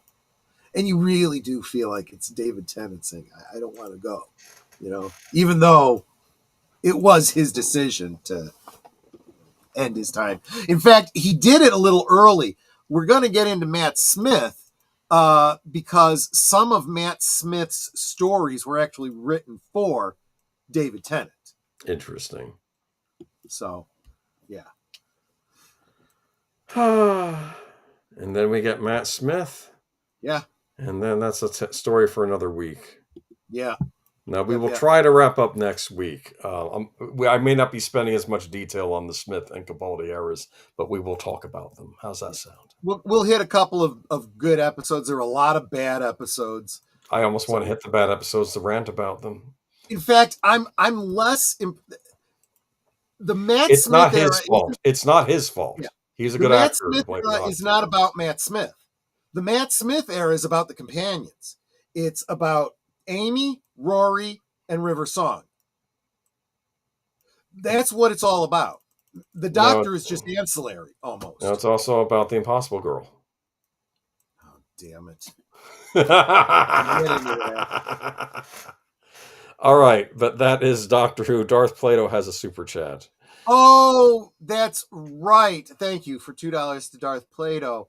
One of the other companions he goes to see is the daughter of the granddaughter teacher when he was human, when he was John Smith. She's writing a book about her grandmother's experience meeting the mysterious man and falling in love. And Simon Pegg is there too, because I think she's basically playing the character from Spaced. The character from Space is the descendant of the woman he met in 1914. Yes, that's kind of neat. She always wanted to be a writer. That was her big thing on Space. She was always trying to be a writer. And, the other guy was more into writing comics, and it was just a thing on the show. Yes, I did like this idea that if you're not going to die immediately, you're not going to change immediately, you have an opportunity to go and revisit and tie up loose ends. It's okay. When you have a time machine, you do have some time. So that was David Tennant, and at this point, we had moved away from Sci-Fi Channel, and we were now on BBC America. That's where those specials aired. Right, exactly. And it was the first time they were shooting Doctor Who in HD, so they weren't using film anymore. They were using HD cameras for the specials. Yes. Thank you, Mark. I appreciate that. Yeah. And But I don't want to hear any bull crap that Klingons don't have tear ducts, therefore they don't cry, because Kahless filled the oceans with his tears. good old Kahless. I'm sorry, that Vulcan had no idea. He made crap up. Everyone Vulcans just assumed, don't like Klingons. everyone takes Spock at his word. He made crap up all the time. Yeah. Okay. All right. How That's about it. the new Tennant episodes recently? I haven't seen them. I heard about them. Oh no, I didn't watch any of them. No, We're gonna get into a little bit maybe why David Tennant was reprising the role of the Doctor. He'd flown headfirst off the woke train. I don't care. Well, plus you were still angry about Doctor Who and yeah, and I stopped watching Doctor Who after The Timeless Child. When they decided to take all the canon and shit can it.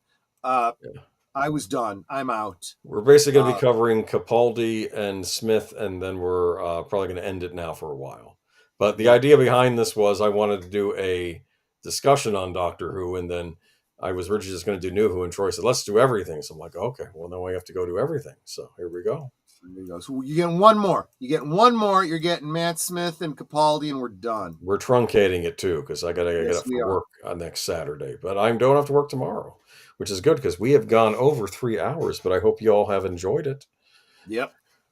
And so tomorrow, let's see. Well, Netter and I have stuff to do outside the house tomorrow, but tomorrow evening, join us over on Netter's network at 9 o'clock Central, 10 Eastern. We will be watching the original Footloose. I came to be reminded recently that there was a a remake in 2011. Screw that crap. I'm kind of curious about that remake. I am not at all. I did not see it, and I have no interest in it. Are you going to play your Kevin Bacon game? Because isn't Netter a part of that thing? Yes, Netter is 3 degrees from Kevin Bacon. How many degrees? 3. 3 degrees removed from Kevin Bacon, and we'll explain how. Let's see. So that's Saturday. Sunday, what are we going to be talking about on Geeky Geezers? We got a lot of stuff to talk about. We do. There's more Switch 2 news. There's stuff about Sweet Baby Inc.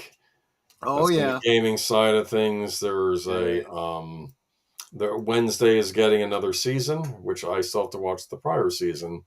And we got some interesting stuff. Oh, and of course the chicken jockey stuff that's been going on in movie theaters.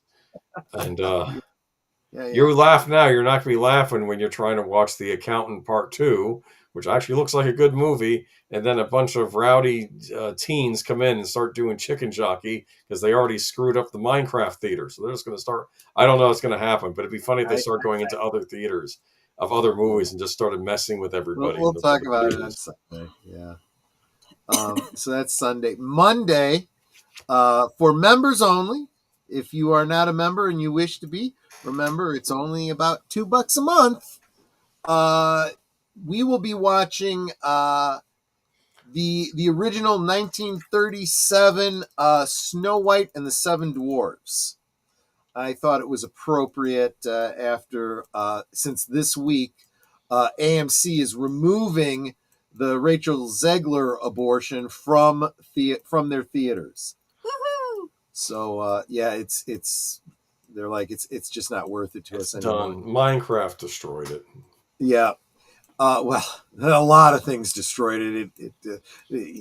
I don't think it could have done worse. It's just amazing. So that's what we'll be watching on Members Night at the Movies on Monday. Tuesday, no Blake 7 on Tuesday because we are going to have a special extended version of Live from Sparkwood in 21. Starting at 7:30 Central, 8:30 Eastern, we will be watching David Lynch's first feature film, Eraserhead. and trying to make some sense out of it. If they erase her head, then how could she see or anything? We'll get into that. It's I need to get some rotisserie chicken to eat during that movie. Dude, no, don't get me started. So Thursday over on Netters Network, I don't know what the topic will be on Netters channel. We'll have something to talk about. Thursday, Netters Network, 9 Central, 10 Eastern, and next Friday, right back here for the final part of our Doctor Who retrospective. Doctor Who when it was still Doctor Who, although it was kind of already starting its downward descent. Yes, we'll get into that. Yeah. Though I do have some defense of one particular season, which I know some Whovians or Who fans didn't like. I actually liked one of the seasons that will be home next week. All right. You're going to put in your Jenna Coleman apologetics. I understand. I will defend her final season. Yes, I thought it was a good season. Yes. All right. And so anything that I failed to cover that I missed that I should have? Yeah, I'm sure there's a ton of stuff we failed to cover, but we only have so much time. See the time? I use time. Yeah, I get it. Okay. Damn you, Troy. Damn you, good sir. Damn you. What did I do that? No. Oh, because of No Blake 7. I'm sorry. And when we're done with Doctor Who, we'll be doing our 35 week Smallville retrospective going on for the next 35 weeks. So look forward to that. I'm kidding, of course. Because I am actually going to be doing standalone videos talking about. There you go. So that won't be a live stream. Those will be standalone videos. That's fine. You'll be here forever. Another quick announcement. So next week is the last week of April. Starting May 5th, I am planning to start a new feature on this channel. Every day at noon Central, 1 Eastern, I'm going to start a 1-hour live stream, and I'm calling it Liquid Lunch, Last Call Liquid Lunch. Ooh. And I will be choosing a different topic each day to talk about, and hope any of you that have a lunch period that you can hang out with me. It would be a lot of fun. So, and of course, if you can't be there live, you can always catch it on the rewatch when you get home that evening. So that's what I am planning a week from Monday. Cool. And you're the first to know about it. Well, I mean, Netter was the first to know about it, but all you guys here are the next to know about it. So cool. There you go. Netter, any last thoughts, any last words before I wrap it up? I love you. I love you too. Oh, but you were talking to the audience. That's fair. No, they're Osmo. They are Osmo. They absolutely are. Yeah, you guys are great. I couldn't do this without the support of fans like you. You are the best. You are fantastic. I saw what you did. Guys, thank you so much. Have a great one. And we'll catch you on the next one. Bye-bye. Bye. Good night, ladies. Good night, sir. Hit it, sweetheart.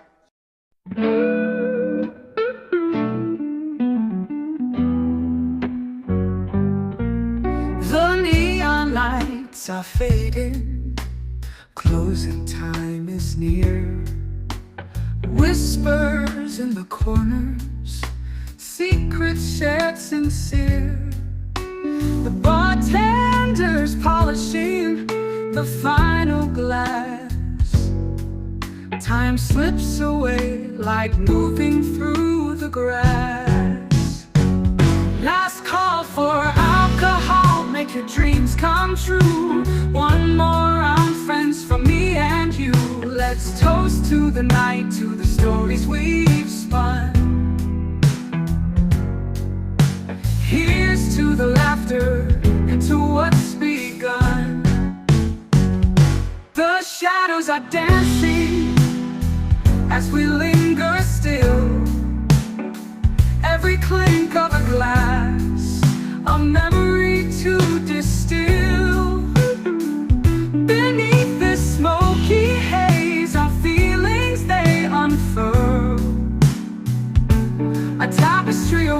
birds in this corner of the world.